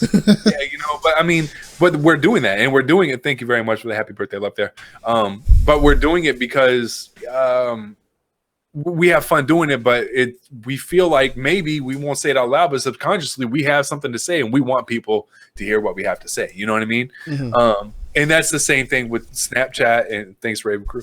That's the same thing with our Raven Craw. That's the same thing with Snapchat and all these things, man. People are trying to tell their lives, and even when it's something as crazy as a shooting. Mm-hmm.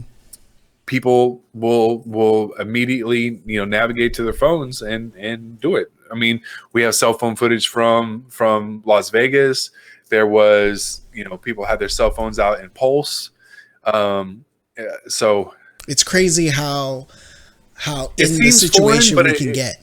Yeah, it seems foreign as a concept. Like, oh, there's a shooting, and the first thing you're going to do is grab your phone.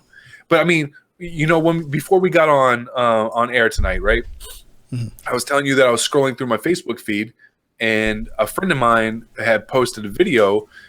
Actually, I believe it may have been from Snapchat. No bullshit. But he shared the video onto Facebook, and he said, "Pray for my kid. He got injured, and he can't feel his legs, or he can't move." Mm-hmm. Right.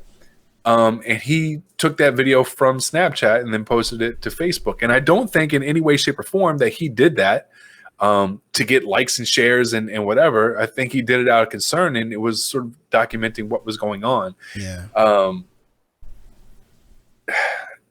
not saying I have anything against become it. Habitual. No, I know you're not. I know you're not. But I just think that maybe it's become habitual, and people do it automatically, and they don't think about about everything else. But who knows? I mean, it's fight or flight, and the adrenaline that's pumping through people at that time who knows? Yeah. The only difference between how people react during a mass shooting nowadays and how people reacted back in the 50s is the fact that we have the ability to film it as it's going on. Yeah, and that's what I was saying. It's just crazy that we're gonna get closer and closer to, and maybe that'll be the difference. Is like now we can almost feel what they're experiencing, what it's like to be in that situation, and feel that fear, like and that anguish. I think is maybe the word I'm looking for, of the people that are experiencing that. That it will motivate us. To change something. So like I said, I wanted to share videos. We can't because I didn't set up the scenes properly, which is fine because I'm thinking it would probably be a little bit in poor taste right now. But what we will do is hey Ravenclaw, appreciate the follow, my man. Thanks for the follow. You're number 100. Hey, Ravenclaw's 100. So what I'll do is I go into the VOD afterwards and I turn it into a highlight, and I will put all our notes in there because it has links. It has the Snapchat video links. I've made it so it doesn't show. I made sure that it doesn't show people's faces or any gruesome scenes. But like one of them is just a Snapchat video, and you can hear the shooter right outside their room shooting, and then the other one was when the SWAT team comes in and clears out the room and releases the people that were held up in there. So it'll be in the notes along with all our links, stats, information, and I think it'll be something you might want to see, and maybe it'll motivate change. I'm sorry, boss lady, our bot went crazy. Let me make sure that you're all good. What I miss here? Stop spamming emotes. Fight me, Nightbot. I'm sorry. I really need to turn her down. Nightbot is getting really out of control. But I always forget. So there was a really good post on Reddit about this, and we'll be done with this subject, I think, here shortly, because we. Thanks for hanging in there, because we know it's an uncomfortable subject. Yeah. So thank you all for joining in and helping to add to the conversation, and we appreciate that everybody handled the conversation like maturely. Adults. Yeah. So. And if you have anything else, go ahead and add it. Yeah. No, it's much appreciated. But I just wanted to say. And also in the links that we'll put in the highlights, there are survivors of other shootings, because that's where we're at, where there are other high school shooting survivors that are sharing information to help other grieve. And I put the link in there just because it was awesome to see like people supporting others that are going through a tough time. But this section is called What to Do. So if you're in a similar scenario, someone kind of put down what they think is the best thing to do. And the short version is run, hide, fight. If anyone is ever in this situation, shut the classroom door, lock it, cover the doors, windows, if there is any, if you can. If not, try to stay out of sight of the door windows, turn off the lights, and stay quiet. Look to see if there's any way out of the school from your classroom, like windows. If you can get out safely that way, will be better than sitting around. If you can't, look for something to attack the person. If he gets in your classroom, better to fight than just die. But don't go looking for the person, of course. Stay in the room, lights off, hide, be quiet. Just some advice. I know it's different when you're in this situation, but if any of you are ever in this situation and can remain calm, there are good things to follow. Also, barricade the door if you can and have enough time. Turn the sound on your phone off, even vibrations. Don't take your phones out unless to call the police. Something could happen and make a sound. You could drop it easily, anything. The idea is to be quiet enough that the shooter thinks no one's in the room. Which I think is a good idea, because the mindset of the shooter, he's not calm. His heart is pumping. He's not paying attention to little details. The fact that classes are, lights are out and closed, which is not common. But I just wanted to say that to make sure that if anything ever happened, at least someone heard some ideas of what to do. Yeah. So Boss Lady says she saw a post earlier that someone gave their kids door stops to keep in their backpacks just in case, to give themselves some extra time. That is genius. Yeah, it's smart. I've seen a few things. Another man actually created a bulletproof backpack. I don't know if that's. I mean, it would help somewhat, but a backpack's not going to be that big. But the fact that we've got to the point where we need to create bulletproof backpacks, yeah, there's not much more you can say about that. All right. If you got anything else to air it out now. Otherwise, we are moving on and trying to bring this positivity and good vibes back into our show. Yeah. A rough one. I mean, there is actually a lot more. There's more that I would want to cover, but I don't want to bury it down so much. But I guess I'll say this. The last thing was I saw a few people in their own sort of way almost try to say that the PC culture was why this kid was able to go in there and do that, because nobody felt like they could speak up to say that he was crazy. There was a video that got shared and stumbled on my timeline. It had over 3 million views, and it was this guy that said this. He said, liberals, everybody needs to stop being snowflakes. When you see that someone's crazy, you say that they're crazy. Don't be worried about them calling you a racist or some bullshit like that. And then even the president's tweet said, it kind of insinuated that because no one spoke up, he was able to do this, in which none of that is true, by the way. A lot of people were speaking up saying that he was a nutter. And I don't like this ground that some of these messages are starting to teeter on, because all it takes is, one viral video and the backing of a celebrity or a president, or in our case, one and the same. And suddenly the narrative that PC culture or our kids aren't strong enough to speak up, and suddenly you're blaming the kids. You're blaming the victims for what happened. That's the ground that it seems to be teetering on. Don't victim blame. It's never appropriate. It's never appropriate. There's one person to blame in this whole thing. A few things, but we're done. Let's move on. I'm out of here. I'm not a fidget spinner. I got this at the convention I went to, and this subject plus having a cold and being disgruntled has got me fucking playing around with a goddamn fidget spinner. What's on the center? The logo from the people that put on the convention. Oh, okay. Yeah, they had a free goodie bag. I got that, so I'm over here fucking fidget spinning. So. No worries, boss lady. We always fun. Appreciate you joining us again. And thanks for being active on Twitter. Yeah, she's always giving us likes and such on there.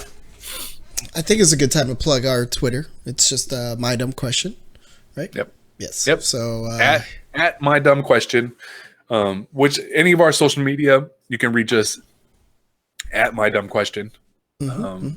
So yeah, go ahead and hop on there. It's a good place to catch when we are switching up the schedule like we did. Again, we usually do 8 p.m. Eastern time on Thursdays, but it's a little different because you went and saw movies on Thursday, and it was also Valentine's Day. Yeah. And we had to pretend to be good Valentine's husbands and boyfriends. No, yesterday wasn't Valentine's Day. Wednesday. That's why we didn't Wednesday do it. was Valentine's Day. Oh man, I got a sneeze. All right. Bless you, sir. Oh, thank you. That means nothing to me. Oh. It means your soul won't escape your body or something, right? Oh, thank you. I need to hold my hand over my mouth so it doesn't leave me and go into somebody else's body. All right. What do you want to? So, since I ran that subject, why don't you pick the next thing? Again, we don't have the ability to screen share the stream because I didn't set it up. And so we all right. Unless we want to take a quick break and I can set it up, I can do that. It's up to you, man. I don't know if we're gonna lose anybody. I don't know. Chat, tell us if we take. Are you willing to stay while we fix stuff? Yeah. We'll let them decide. I say they'll stay. They'll stay. Yeah, they'll stay. So we're gonna take a break. Yeah, just a quick break. I'll play a tune and fix the stream. so we can share screen, and we'll be back 5 minutes at most. So hang around. See, everybody hang out. We'll be right back. You'll see the screen mess around while I mess with stuff, and it might go quiet for a second, but we're here. I promise. All right, let me fix this stuff.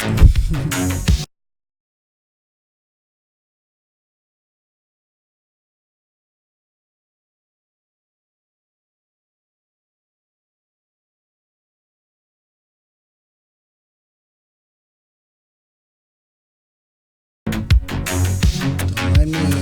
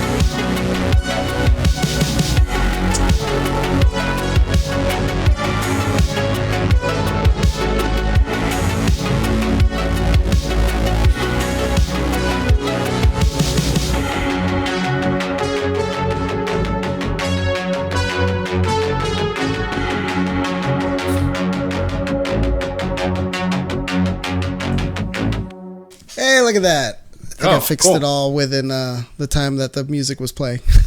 Cool. I think that everybody, they hung out in there, right? Thanks. Yeah, everybody's hanging. All right. What we got, man? When you want to hit next? So I guess I should have been looking at the show notes there, where I was actually chatting it up with Ravencraw, and that's fine. It's cool. He's learning how to speak German, or she. I don't know your sex there, so you are learning how to speak German, and that is really cool. The reason being, I think, is that English actually has over 60% of the words come from either they come from a Latin base. So once I've talked to Danny about this a lot of times too. The fact once you learn the cognate words, which are English words that are also used or are very, very similar to words that are used in like French or in my case Spanish, all you have to do is learn sentence structure after that, because you can kind of figure it out as you go. And that's probably why French is a little bit easier for an English speaker to learn than German, because German, we don't use a lot of the same words. It's like 30% or something like that.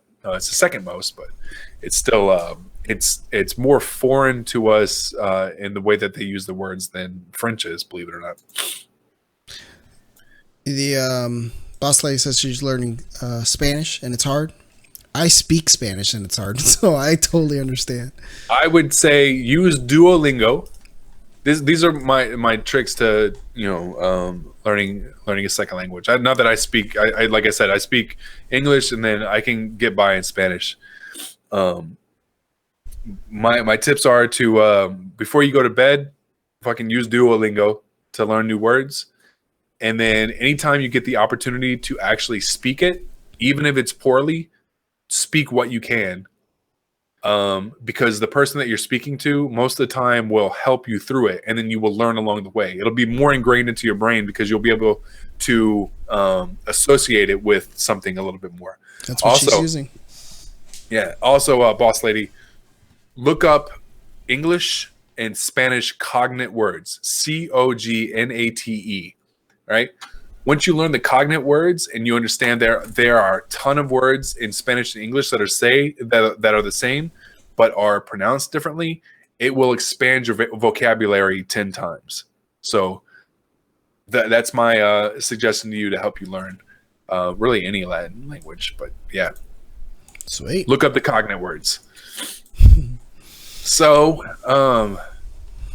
what you got? We have so let's stick on topics that are probably going to drive a conversation quite a bit. So, okay. Danny boy, have you heard of deep fakes? Yes. Yes.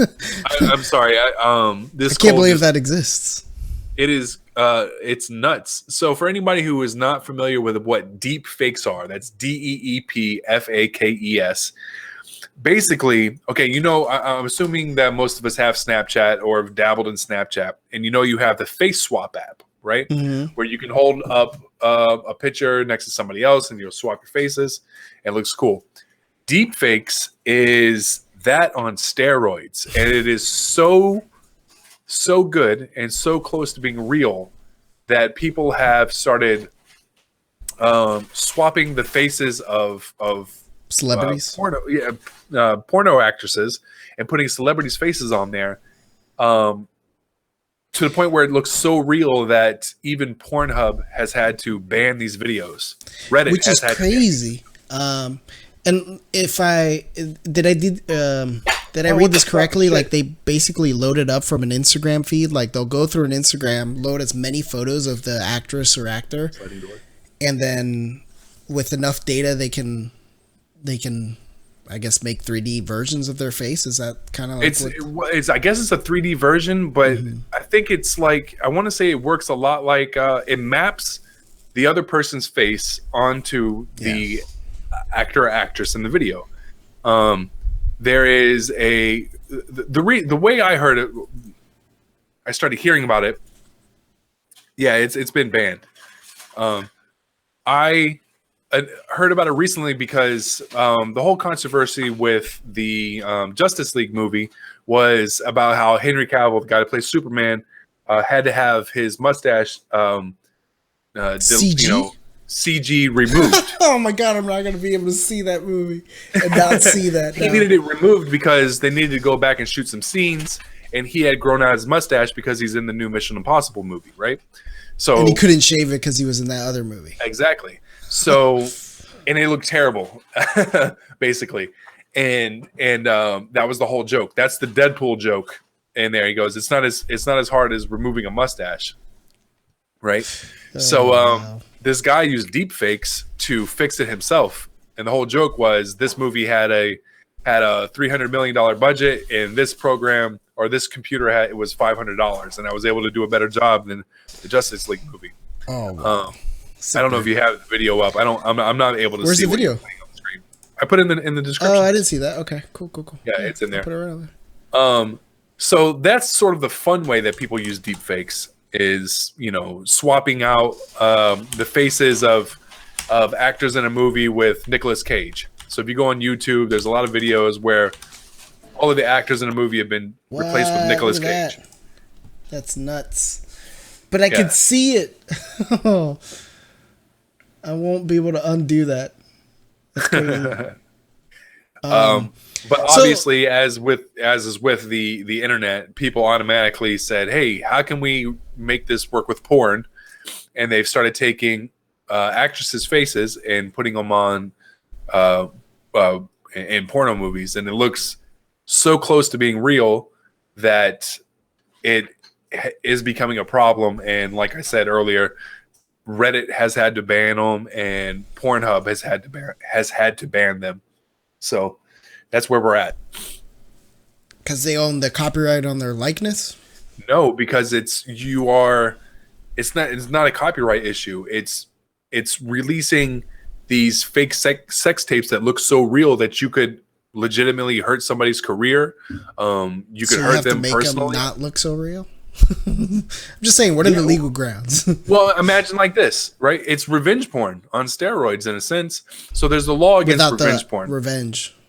Yeah, and what revenge porn is, it's saying that if you videotaped you and your girlfriend, you cannot upload that video.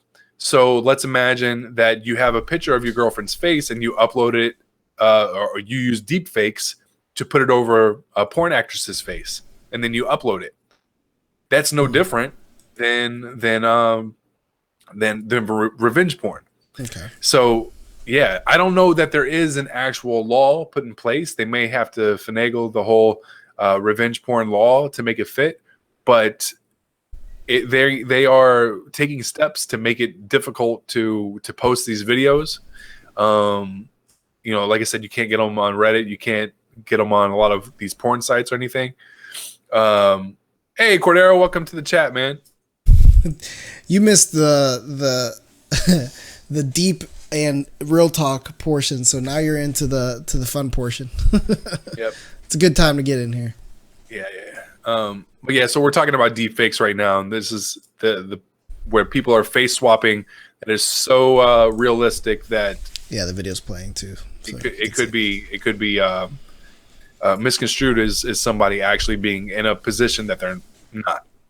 Basically, it's crazy. So I guess there's no question, there's no argument, like it should be not allowed. Because I was like, well, it's not really them, and they made their photos public.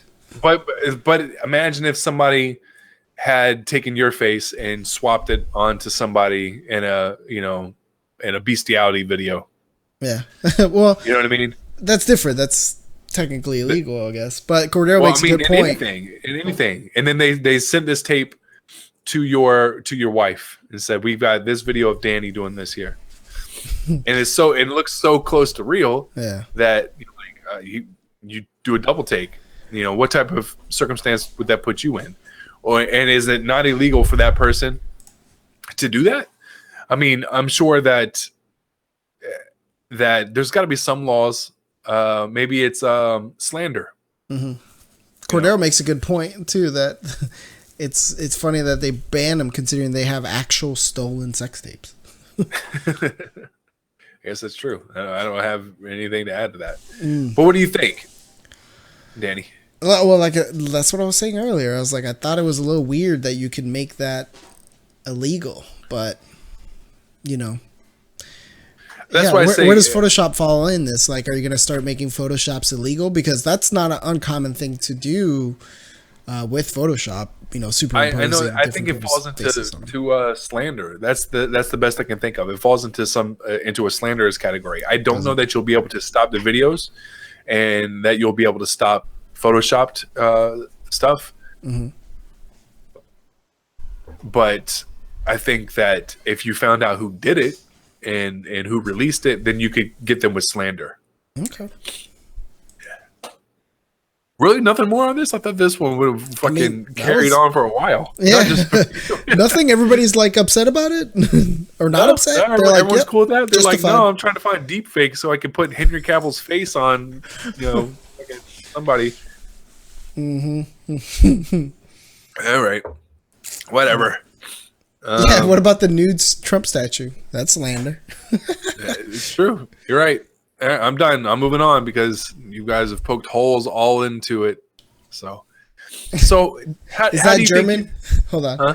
Ravenclaw is taken off. Thanks for hanging out. I assume that's German for I don't know what, but I best be going now. I don't know what it says, but Ad Wiedersehen. That's my German. Ad Wiedersehen. Thanks again for the follow, and be sure to catch us again next week. We'll be on 8 p.m. Eastern time, and actually after this stream, I will be streaming some video games. I'm pulling double duty. Duty. Let's see. I'm gonna close that out, and the question is, how do you think you would react if we ever found aliens? Right. So there's an article here that came out from National Geographic. Well, what do you think? I can read the article here. I'll go ahead and read it now. It says, hold on. As soon as I can mute the audio that's coming through here of Neil deGrasse Tyson. Where is it coming from? There's a video midway down. Oh, there it is. Okay, gotcha. All right, here we go. Got it. It says, we've all seen them. Scenes depicting chaos, panic, and hysteria following the detection of alien life. Buildings crumble, fires rage, riots break out, societies collapse. If that's how Earthlings are going to deal with the news then that there's life beyond Earth, why risk looking for it? Well, maybe it won't be so bad after all. When humans do find evidence of alien life, we will take it rather well, according to recent results presented today at the American Association for Advancement of Science, their annual meeting in Austin, Texas. Oh, hold on. I was laughing because Boss Lady says she's deep facing us too right now, but I think she meant deep faking, but that's equally funny. I think Facebook has something called Deep Face, which can that's what can choose a face out of a picture and automatically, connect it with somebody else. That's Boss Lady. We're taking you down this rabbit hole. In fact, so I'm going to take Danny's face and swap it with mine. So this article says that according to a study, most humans would act rather well to the finding of intelligent alien life. Of intelligent life. Okay. So I guess my question to you, Danny, and to the chat is, do you think that is accurate? Or do you think that people would act crazier? And how would you act? I would be totally cool for it because it sounds awesome and amazing. I think what you will notice is that the same amount of people that are racist would still continue to be racist to human race, and there will be just as crazy and unreasonable towards intelligent life. You would hope that they would make them realize like the world is bigger than our individual races, and so that's stupid to like hate particular sub races of the human race. But you can't reason with stupid. So I think hopefully they would help us get off this planet. Yeah. We are not going to think you nuts. We will not think that you are nuts. If you will get a lot of questions probably. Yeah. But if you want, we're all about open discussion, no matter what the question. That's literally what the show is based on. So whatever it is, if you feel comfortable sharing it, please do. And that is how we will drive the conversation. This article has so many pages or whatever, or photos of the Mars rover, I guess, mostly. Does it go into that? I don't know why. That's cool. Well, while we are kind of mulling that over, did you know that Elon Musk's car is going to crash into Earth? What? Yeah. Miscalculation? It's not a miscalculation. It's just going to take about 1 million years. Oh. I'll bring it up right now. Well, three scientists just took a close look at the vehicle's orbit over the next million years, and they found there's a slight chance that the car might crash into Earth or Venus. Don't panic. The chance is pretty small, somewhere around 6% for Earth and 2.5% for Venus. And a million years is a very long time. Our species has been around for only about a fifth of that span.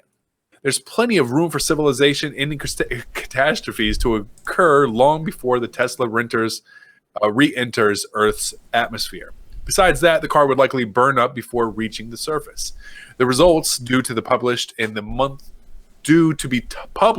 monthly notices of the Royal Astronomical Society, were posted this week on the e-print site Arcs IV. The Tesla was launched into space February 6th atop SpaceX's vaunted Falcon Heavy rocket. It's the only passenger a spacesuit wearing mannequin. Its only passenger is a spacesuit wearing mannequin named Starman. Starman. I forgot to mention earlier, if you guys ever see anything funny, interesting, or any of those categories, I guess, don't hesitate to clip it. We are collecting those clips and sharing them later on to hopefully new viewers, to give them reason to come hang out. So if you got a good clip, do it. And there's apparently a badge now you can get from Twitch for being the top clip creator, so you can get that as well for our channel and feel super cool about it. Oh, right. So I've looked up Nephilim. Okay. And so it brought it's a giant, I'm assuming. This is from Wikipedia. It says when people began to multiply, the Nephilim were the offsprings of the sons of God and the daughters of men before the deluge, according to Genesis 6:1-4 in the Bible.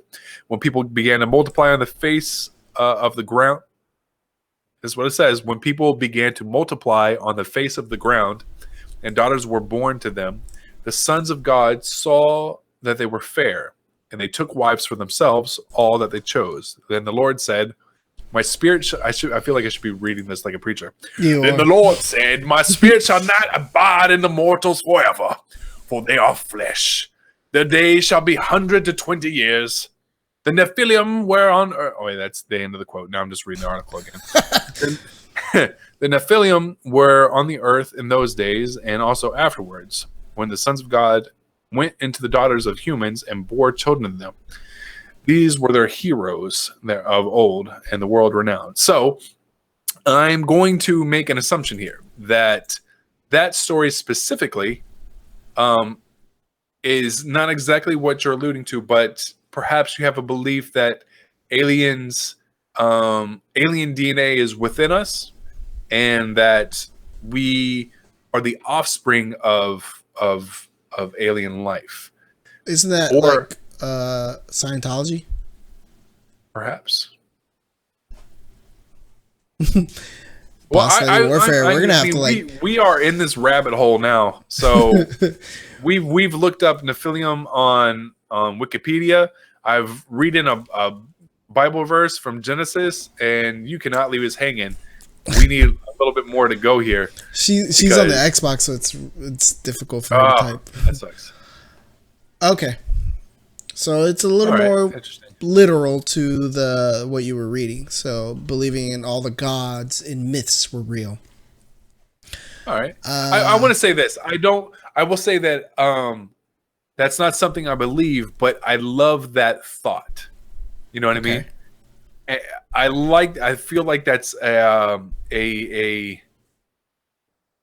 great storyline. You know what I mean? That, for instance, like superheroes were real, but or gods were real. We just call them superheroes nowadays, like something like that. Yeah.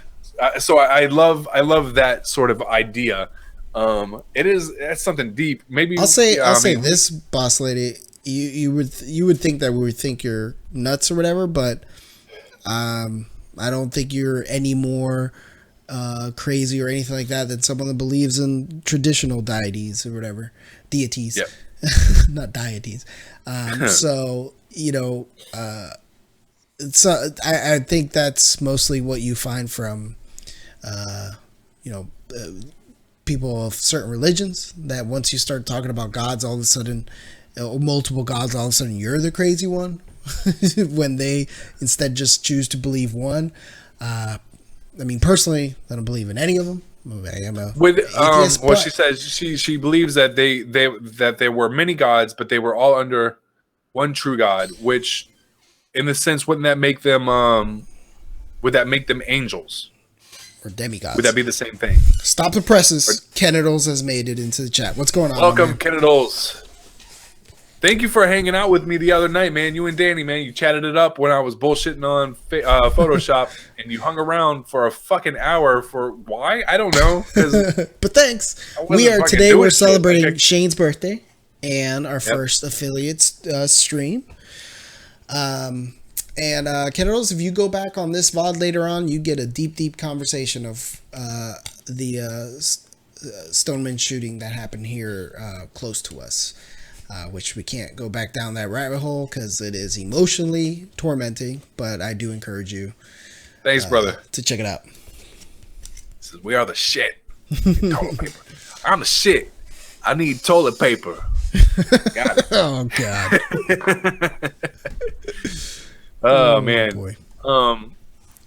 Cool.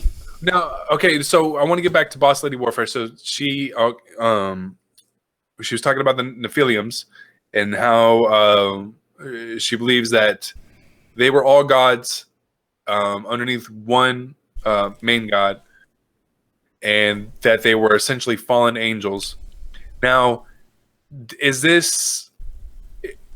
thought process, or not the thought process, but the beliefs that you have here, does this come from perhaps religion that you grew up with, or was this something that which just happened with a few friends of mine, something that they start reading up on, and it just clicks and it makes sense with them? Is it one or the other, or is it maybe a little bit of both? If you don't mind. Yeah, if you don't mind. Well, you can't give her too many questions because she is on our Xbox, so it's a lot harder to type. Well, I'll let her take her time if she wants to respond, and we will move on to something else. I will say that I find this very interesting, and I enjoy reading up on things like this. Whether or not the result at the end is an agreement or disagreement, I enjoy reading up about it. Listen, I'm looking at our notes here, and you have one article here that sounds like a Pornhub video. Wet POV video riding bareback. Yep. And that was on purpose. Okay, making sure. So why don't you just there's a video in there, so you can just play it. So Kennedal's asking, if we are atheists, do you believe in an afterlife or just no God? Well, I think you're maybe mixing up agnostics, because they believe well, maybe not. No, agnostics are indifferent. Agnostics are indifferent. They basically say, well, there probably is something, but I don't know one way or the other. Yeah. So I'm playing both sides of the fence. Yeah.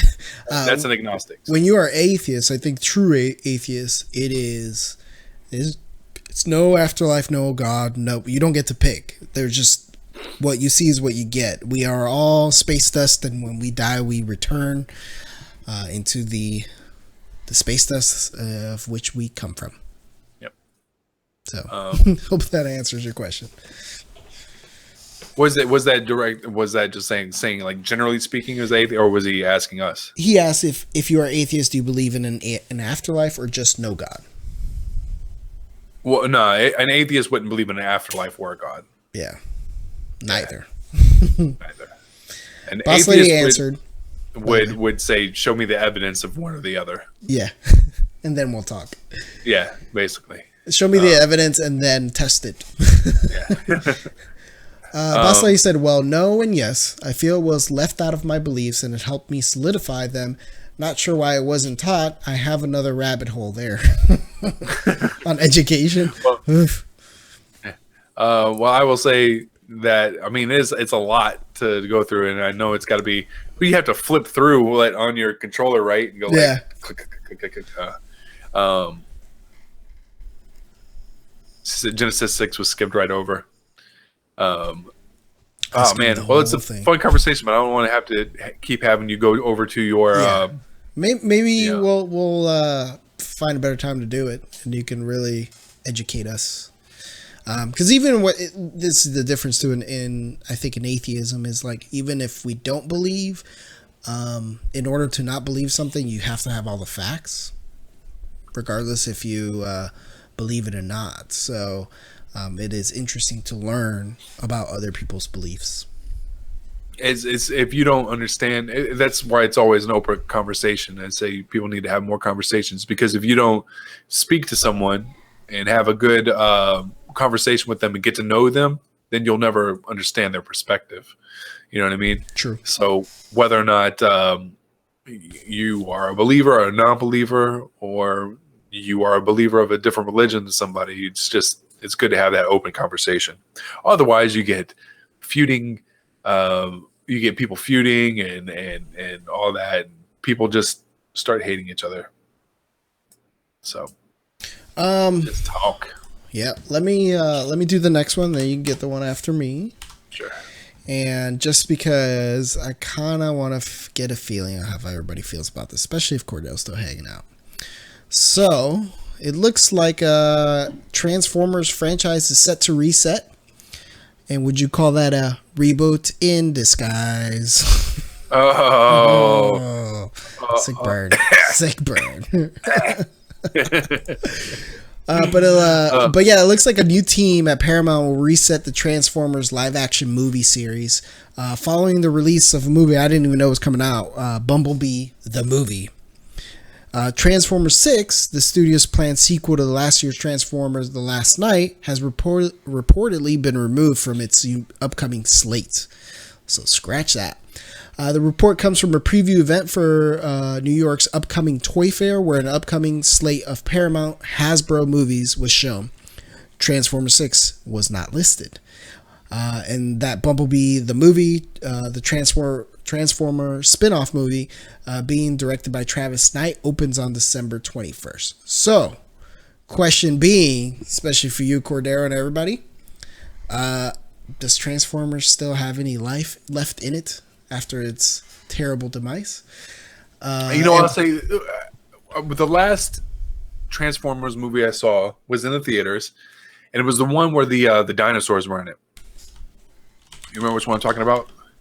Which would have made it about 3 years ago, maybe? Yeah, I was trying to remember the name of that.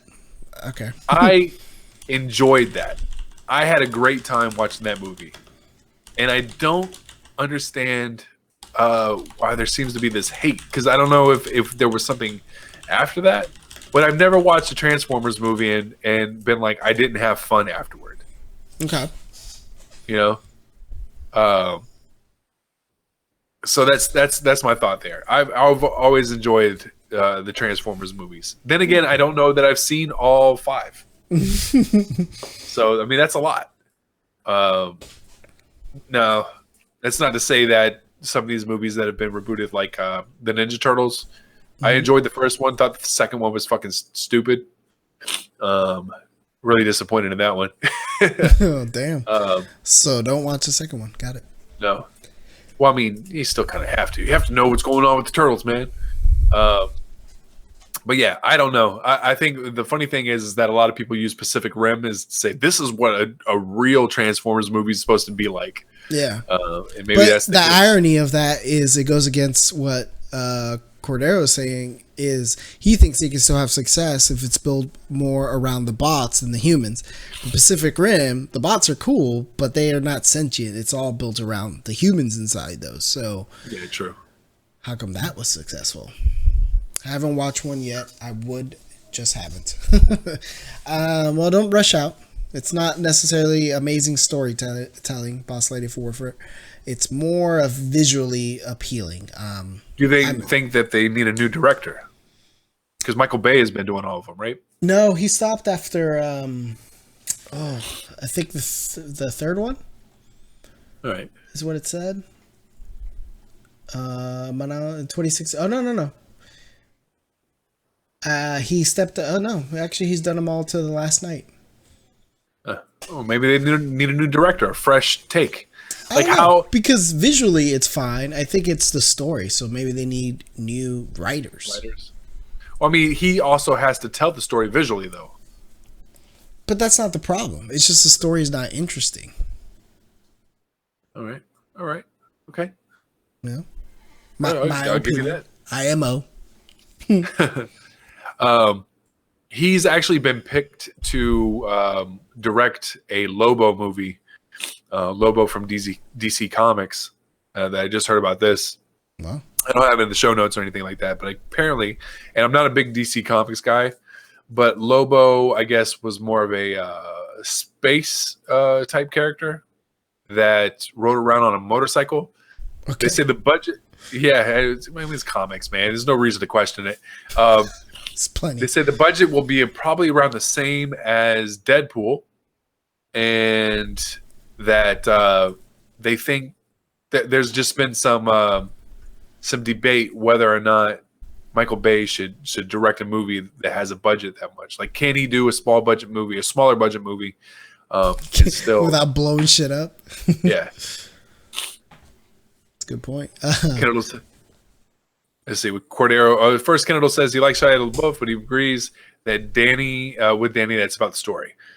Oh, Cordero says if they change directors, it should be a different style. People are used to the look of Michael Bay with that lens flare and all. And then the sun's always setting. Did you like Justice League? I did. I did. She's a DC fan, but Batman versus Superman was terrible.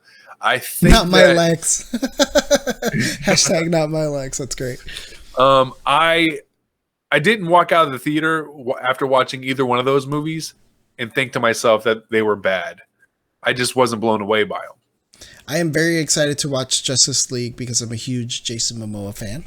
I'm here to always talk about him. Apparently, I think all three of us had a man crush on Jason Momoa. Yeah. I was, of the three of us, I was the one that was okay with Batman versus Superman. Ironically, no, I didn't. Like I said, I didn't think it was that bad. I didn't hate it, but I think the whole beef was Martha. Yeah, Martha. I didn't even know that was like annoying or weird or whatever until you guys mentioned that. I was like, oh yeah, I guess that was weird, but I don't know. I must have missed it. But I'm a little behind. I still have to watch Wonder Woman. I can't believe you, man. League. Dude, I'm trying. You missed out on like the three too best, busy streaming. I'm like, of all the superhero movies that have come out, Logan, Ragnarok, and Wonder Woman probably all rank in like the top 10. I think I can watch Ragnarok because I'm all cut up. So I just, like if I watch Ragnarok, you're going to be like, why haven't you watched Logan? Why haven't you watched Wonder Woman? No, either way. I think you're missing out on either one of them. On all three of them, really. Because, hey, welcome to the chat. The boss lady says, Jason Momoa is my boo. Get at me, Denise Huxtable. It's good. He's because he's married to what's her name? Yeah, I get it. I get the joke. If you're a big Jason Momoa fan, I always recommend watching Stargate Atlantis. I think he was awesome in that. He also has a show on Netflix. I haven't watched it yet called Frontier. That got a second season, so it must be something. Batman vs Superman was so bad. He was great in Game of Thrones, but he was he's more capable than what it allowed. Thanks for following, my man. And the Jimmy Fallon water card. Oh, I forgot water card game. I forgot that aired. It's sitting on my my recording device. Never forget Martha. You should have just said he's gonna kill my mom. Like a normal person talks about their mom. Just thought about that. Like you're getting your ass beat, and you're like, "This is Teresa. Gotta get Teresa." Who's what? Teresa? Teresa. It's your mom. Why'd you say mom? You fucking weird, man. Oh man, it's good. Cordero gets to go see Black Panther on Sunday, I believe. I got to go see it yesterday. Oh, so Cordero has time to go watch a movie? Oh, he saw it tonight? Oh, I take that back. I just got a little birdie just told me Cordero got to go see Black Panther tonight. Oh, I see how it is, Cordero. Could have been on the show.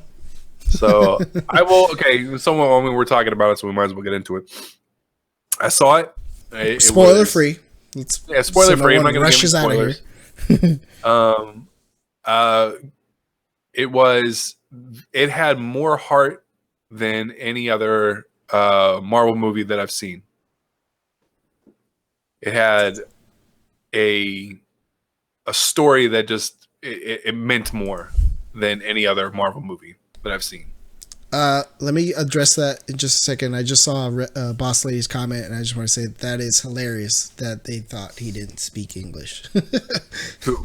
Jason Momoa? Yeah, after Game of Thrones. it's like, no, man, I speak perfect English. I'm from Hawaii. All right, so yeah, Momoa. All right, tell me again what you said about. All right, so I was saying for me, Black Panther, the movie as a whole had more heart and more meaning to it than any other Marvel comic book movie that I've watched. Okay, the comment I've heard, and you can tell me if this is accurate. Someone said it was good, and then they said it wasn't as good as Winter Soldier or Civil War, but it was good. And I said Civil War sucked. You know, like, it's fine. You know, it's one fight scene. That's what that movie is. And we've talked about this. He just wrote some stuff around it. So that made me a little scared. So I assume you probably don't have agree to be scared. It's. I think actually you would love it. I don't. I'll just say that I think you would love it. It's not dark Netflix type of thing that you would like. You know what I mean? But you would enjoy it. Cordero said he got a sitter for 3 hours. He could either go to dinner or see Black Panther. So the film was awesome. So was the cereal we ate for dinner. He says he puts it next to what's WS? Winter Soldier. Winter Soldier. You know what? I don't. Winter Soldier was fine. I'd have to watch it again. It's not like it's forgettable. It's not in my mind thinking that it's the greatest. You know what I mean? I don't think it's fair to put it up against Iron Man 1 though. Yeah.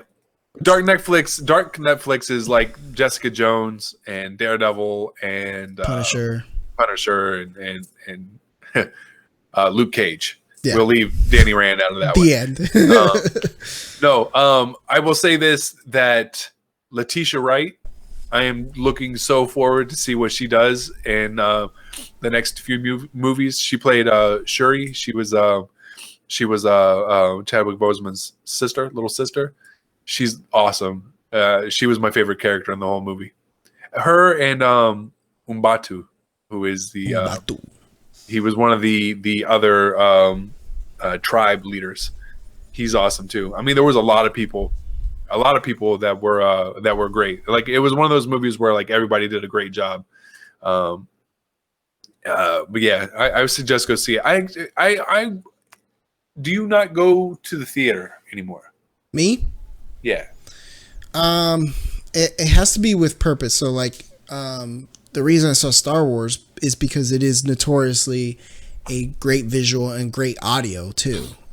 When you can do a combo like that, I'm like, yeah, I will experience it that way. Go see Black Panther. Okay. In theaters. Because just for that reason. That you as soon as you said that, I thought, yes. Okay. And I think your daughter would love it if she's the type of kid that can sit calmly at a theater. We saw Finding Dory in the theater, and she didn't make the last 15 minutes, but she was much younger. She's almost 2 years older now, so maybe. I say give it a shot. Go ahead and see it. Is obviously nothing graphic about it. Yeah. Well, there's a drive-in. I could probably take her to that. Yeah, she would enjoy it. I say you have to do it. I will say that I think the hype did take the movie down a couple notches for me. It was a 99% on Rotten Tomatoes. I would probably give it something closer to maybe 90 or 88. You know what I mean? Yeah. Nah, maybe not that low. I want to go see it again because I think there was also sort of the being in the theater and just like I said, the I was amped up for it. So I think maybe my mind wasn't letting me soak everything in either. Mm-hmm. So I think I need to go see it again and kind of take it in. It was a great movie though. Definitely suggest seeing it. It fits all the criteria that you're looking for to go see a movie in the theaters. Boss Lady says she loves the Iron Fist. Damn it!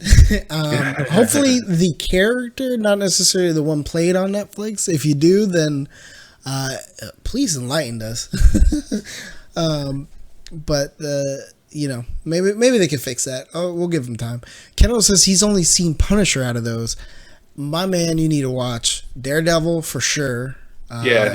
You need to watch Daredevil season 1, then Jessica Jones, then Daredevil season 2, and then Luke Cage. If you enjoyed Punisher, you will enjoy those 4 that I just mentioned for sure.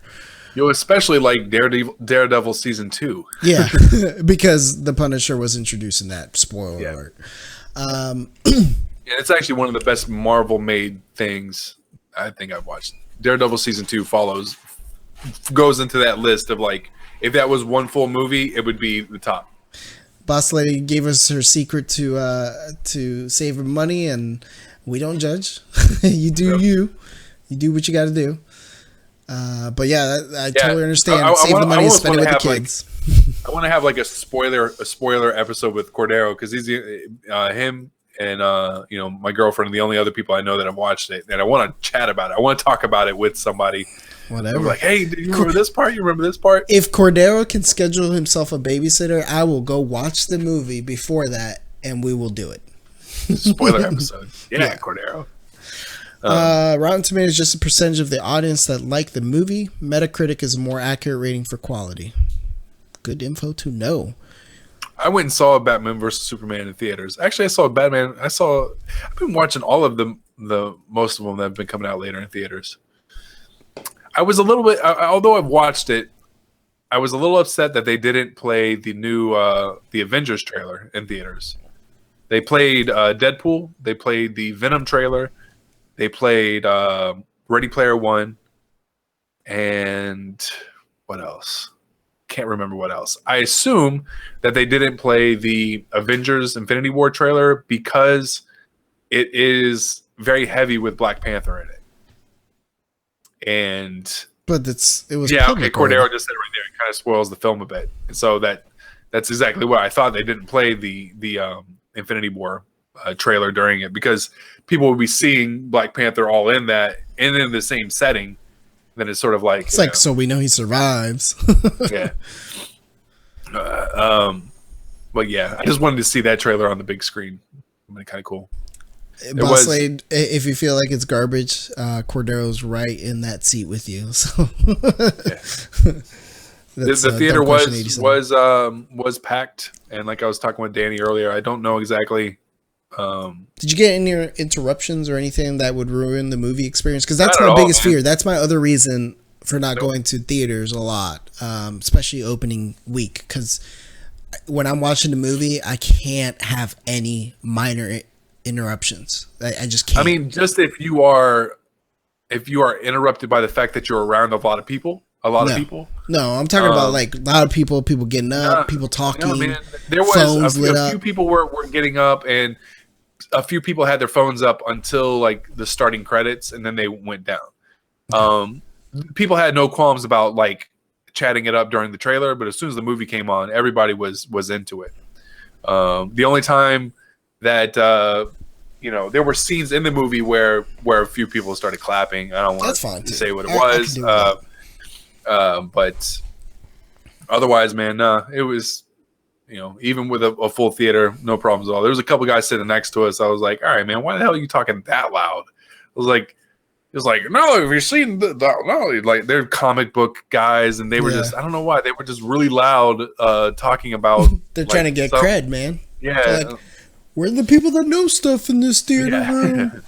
You guys got any questions? I can tell you all about how Winter Soldier tied into Infinity War. I like that you didn't have to make the effect. You just gotta go. Yeah.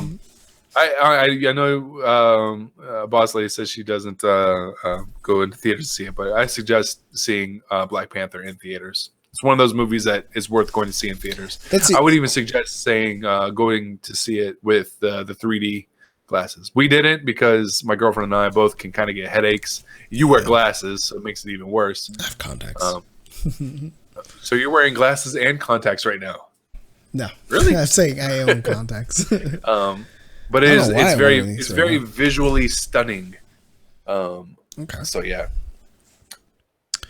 Your theater only had 15 people. It helps everyone in town thinks the theater closed years ago. He's probably talking about Ybor. I bet he went to the one in Ybor City. You should just like put a closed sign in front of it so that way it doesn't like encourage people. Yeah, don't come here. It's closed. Shit. Yeah. Are you one of those people that can't see 3D? I wonder. Boss Lady says she can't watch it in 3D. Yeah. Like I said, it just gets motion sickness and kind of get them whatever. And there's only one good 3D movie I've ever seen because it was filmed in 3D. And that was Avatar. Which one was that? Avatar. I was going to say Avatar. Yeah. If you look at that movie, you'll know like they did 3D right because it was filmed in 3D and they shot thinking about 3D, so things can't move too fast in the foreground. They have to move fast in the background. And when you watch, I think the last one I watched, The Last Jedi or whatever it was in 3D, like it's really jarring because it forces, like, they pick on what you want to focus on, what you want to look at the picture. And as a fan of a epic story, like, you want to look at the background, you want to look at these little things, but the 3D doesn't let you do that. And so that makes that hard. Was there any after credit scenes? Yes. Okay. Is it immediately after, or is it like sit for a while? I just need to know how long you got to sit in there. Well, it's in Marvel fashion. Okay. Lately there's one that's like close to right at the end of the movie, and then there's another one at the very, like after everything is done. Oh, God. There's another one. Okay. Yeah, it kind of sucks. It was funny. You could tell who the noobs were, because they got as soon as like the movie was over and like the lights aren't even on. If the lights don't come on, that's the indication that you stay. Mm-hmm. And there were quite a few people that got up like right as the credits came on. I was like, all right. Then some of them hung around the exit. I'm like, even if you're hanging around the exit, you still, you don't know what you're doing because you think there's just a one. That's not the case. There's going to be another one, and there was. And these were both of these end credit scenes were, it's not like Spider-Man where it's just sort of like fun to throw in there, or I can't say the other one because it'd be a spoiler for you. But both of them had meaning. Okay, let's put it that way. Both of them helped set up the future. It wasn't like there's some of them have like this kind of the serious one, and the next one is kind of goofy. Yeah. This one, both of the end credit scenes meant something. I think Avengers, the first Avengers was sort of that end credit scene that was goofy, where they're all eating shawarma. Mm-hmm. Probably the best end credit scene, just because it's it was funny, and I don't think anyone expected to see that. But both of these have meaning, so that's what I'll leave that at. But since we're talking about Black Panther, and so of course there's going to be people that kind of look into the science of this. And this weekend, the Black Panther movie is taking the box office by storm. The movie follows a character named T'Challa, who, after the death of his father, returns home to a fictional world called Wakanda. While the setting is imaginary, the comics creator placed the scenes in East Africa. Elements of the region's cultures, languages, and environment can be seen in the movie. In the Marvel Universe, Wakanda is mineral rich thanks to a substance called Vibranium, deposited on Earth 10,000 years ago by meteorite. Think of like oil in the Middle East or lithium in Chile. I actually didn't know that about Chile with the lithium. Really? Huh. Yeah. However, vibranium stands out for having unique properties. The movie describes the metal as being capable of absorbing waves and other vibrations. Thus, it's used for things like armor and weapons. The substance is also featured in Captain America's stories and films in which the protagonist uses vibranium for a bulletproof shield. In Black Panther, vibranium is used in his suits. It's used in the bullets. And I'm trying to get to the science part of this. Yeah, that's the important part. Can I get some vibranium? Kakalios is a physics and astronomy professor at the University of Minnesota, and his work has often mixed science, real, and fictional. Graphene suggests in the closest substance yet graphene, Graphene, he suggests is the closest substance yet known. Graphene consists of a single sheet of carbon. Graphene consists of a single sheet of carbon atoms that are arranged in a hexagonal pattern. It's one of the thinnest substances ever made. It's both extremely flexible and at least 100 times stronger than steel. Wow. In their book on the substance, scientists Les Johnson and Joseph E. Meany explain that the material is made from graphite that is then chemically separated. Much of it turns into powder, and the scientists are still figuring out how to turn it into sheets like plastic. And I'm having a tough time getting through this because as I talk, my nose is clogging. Stuffed. Yeah, suffocate on screen. So graphene, I'm going to see if I can bring up a picture of this.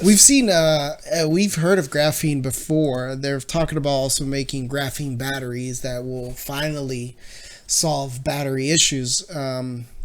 And a lot of materials being made with graphene. The problem is, like, it's really hard to yield any usable amount. So, like, you'll have to, like, waste 90% of the graphene that you're trying to make and get 10%. So it's like a ton of energy and materials used for only 10% output. But if they can, I'm looking at some pictures now. You could probably pull it up as easy as I can send it to you. Yeah. Let's see here. Graphene.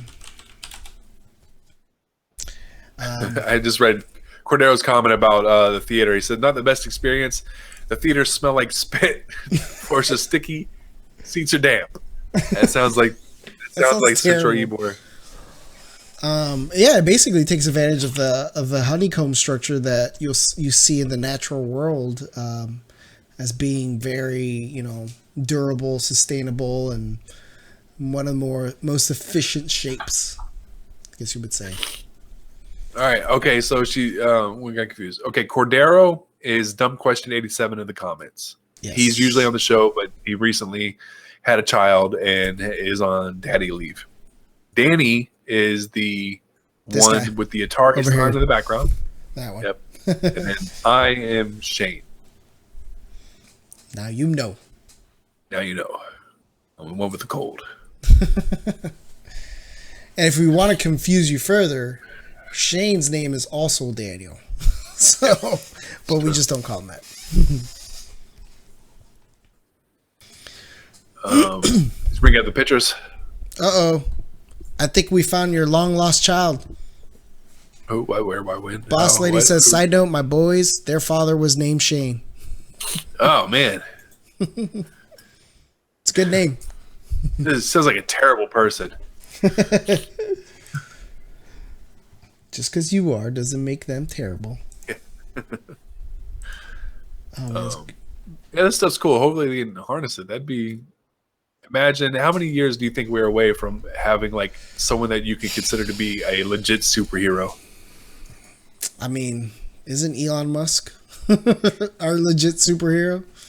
Yeah, I guess in a way. But I mean, he hasn't fought crime. When do we get a RoboCop? Oh, no. When do we get somebody who is a legit sort of not a mercenary. What's the word I'm looking for? Vigilante. Yeah, vigilante. When do we see a real vigilante? Even if they only get like one or two people, bad people, but then they get caught, but they actually try to be a vigilante and they're good at it. Well, if they only got two people, they're not very good at it. Well, I mean, like they're good at it in the sense that they have like. There's no way anybody would condone it. No way. I know that, but we haven't even had somebody who tried. It would have to be a vigilante that goes against like foreign like terrorists and such, like Well, that's the thing about a vigilante or an anti-hero. They're going to piss off somebody. Yeah. You know, if you had, imagine you had somebody who was offing white supremacists in the United States. Civil War. I don't know about that. I don't think those dudes are smart enough. Oh. I'm sorry to hear, boss lady, but I'm sorry. Comment there. I didn't see it either. This is getting rough for me, man. I'm sorry. I can barely breathe. Yeah. Well, I mean, you know, we can start getting close to wrapping up. Whatever we need to wrap up. I got to do the other one anyway. Yeah. No one's gonna. And I haven't eaten. Let's see. What else do we have? Did you want to play the Ready Player One trailer? Yes, I do, because I haven't seen the new trailer, and I think everybody will enjoy it with us if we show that. And you said it's a new one, right? Yeah. This is the one that I believe it is. Okay. I'm starting to have concerns about this movie, but they dropped a new one because I just saw a YouTube video on it today, and I saw it in theaters too. Oh yeah, 1 day ago. Final trailer. I'm very torn on this movie because I'm very excited as a fan of the book. If you guys haven't read the book, definitely recommend it. But let's play the Ready Player One trailer here. Come with me. This is the Oasis. It's a place where the limits of reality are your own imagination. People come to the Oasis for all the things they can do, but they stay because of all the things they can be. I'm here talking to all of you now because our future's being threatened. Go! I just came here to escape, but I found something much bigger than myself. I found my friends. What up, Z? Is that dead? I found love. And now, people have lost their lives. No. This is war. We're in control of the future. Find him. Welcome to the rebellion, Wade.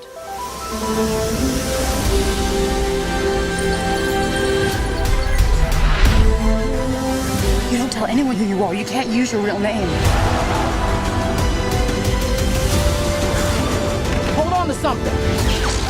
This isn't just a game. I'm talking about actual life and death stuff. What's going on? Just practicing my Mario Kart. Hold on!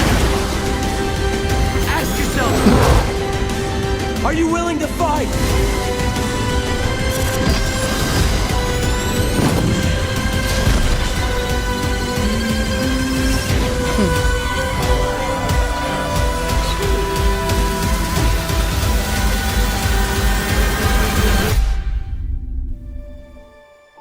My name's Wade Watts. My dad picked that name because it sounded like a superhero's alter ego, like Peter Parker or Bruce Banner. But he died when I was a kid, my mom too. And I ended up here. Sitting here in my tiny corner of nowhere. There's nowhere left to go. Nowhere. Except the Oasis.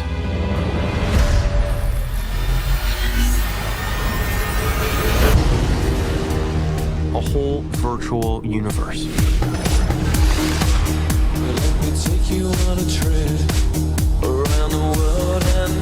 People come to the Oasis for all the things they can do. But they stay because of all the things they can be. Can you feel this? Yeah. It's the only place that feels like I mean anything. The Oasis was the brainchild of James Halliday. Hello. If you're watching this, I'm dead. I created a hidden object, an Easter egg. The first person to find the egg will inherit $500 billion and total control of the Oasis itself. Who is this Parzival, and how the hell is he winning? Find him. This isn't just a game. I'm talking about actual life and death stuff. The Oasis, the world's most important economic resource. And it's nothing less than a war for control of the future.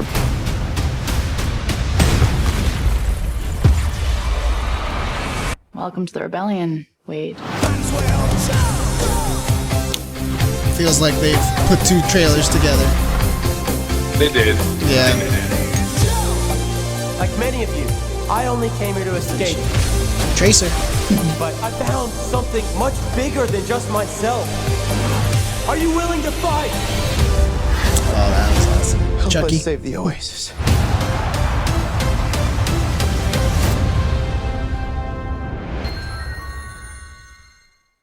Yeah, I'm hyped again for that movie. The book is just really, really good, and as a story, like, it is a really interesting world, really interesting story. I'm gonna recommend it, even though the CG looks a little heavy on the character, but if it's anything like the book, that won't make a difference. So I'm hyped. I might watch that in the theater. Get out of here. Lies. Do you think that well, in the book, did they have a lot of references to you know, to other 90s culture and yeah. other geeky stuff, sci-fi, all that stuff. So yeah. I think it will be. I was saying, do you feel like it's so heavy on the Easter egg type stuff that that the movie won't be as good? Like, No, they'll be trying that's to piggyback on that. No. That's, I think, one of the things that made the book so well is that it's not like weak or cheesy references to 90s culture, 90s games, movies, and TV shows. It is his knowledge of 90s culture and him implementing it directly that leads him to move forward in that world and achieve certain goals. So it's used properly. All right. Is the way I would put it. I'll go see it in theaters. You're hype about it. I'll go see it. Hopefully it's as good as I remember the book. Like, There's a lot of I movies almost coming want to out read this the year, book so. again. Yeah. That's how it makes me feel. I told you I've been using Audible. Yeah. It's read by Will Wheaton, and he's pretty good at reading books. You know who he is, right? He's written some comics too. Maybe, but he was a child star. He was in. Yeah, you're thinking Joss Whedon. No, this is read by Will Wheaton. He was a kid in Star Trek: The Next Generation, and then he's been in a bunch of sci-fi since then. But he's mostly known for when he was a kid and he was on Star Trek: The Next Generation. He's on The Big Bang Theory all the time. He plays himself, which is kind of funny. There's a lot of movies coming out, and I'm super excited about them. I got to be honest. I don't have anything else to say, and I'm just tumbling down. Let me do this part. I just want to remind everybody that we are affiliated again. And so this show is supported, again, only by you guys, by the viewers, by your sponsorships, your cheers, your donations, your subscriptions, all that jazz. And again, if you have Amazon Prime and you tie it into your Twitch account, you get a free subscription that you can use on anybody on Twitch, maybe us. We would greatly appreciate it. If you want to get started on that, go to twitch.amazon.com/Prime. And then you just go to our channel, and I'm going to show people how to do this. Just in case you don't know, you go to the share, and right here you'll see a button that says subscribe, and you can subscribe to our channel. And that will support us absolutely free and motivate us to keep going and giving you some good shows and such. So hopefully you guys... What's that? Oh no, I'm sorry. Just saying, yeah. Thank you to everybody. Thank you for the new follows we got today, and thank you for Boss Lady giving us tips on how to get better,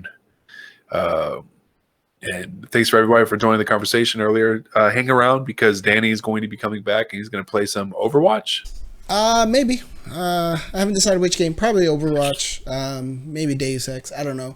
I'm going to take a short break after this, so if you guys hang out, we'll host another streaming friend of ours that's currently streaming. And if you guys enjoy science and you want to talk about the Fermi Paradox, these are the people to watch. Ooh, before I go, I wanted to do this real quick, and it's just give quick shout-outs to our latest subscribers. Holy crap, I missed it.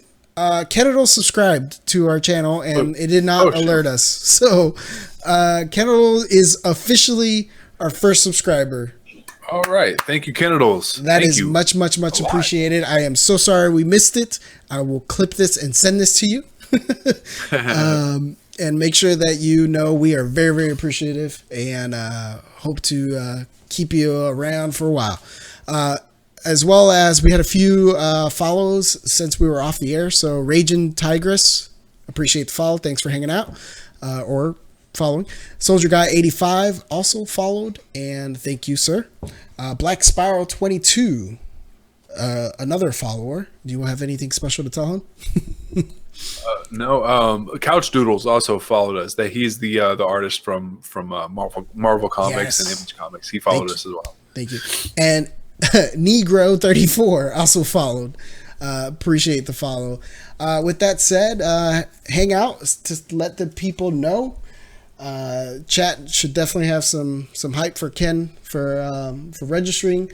We are not on Xbox, Boss Lady. Send me a message or a whisper, and we can chat where we're at. But hang out, say hi to our friends at Inertia TV, and until then, we will catch you guys on the next one and such. Night, guys. Peace. Peace.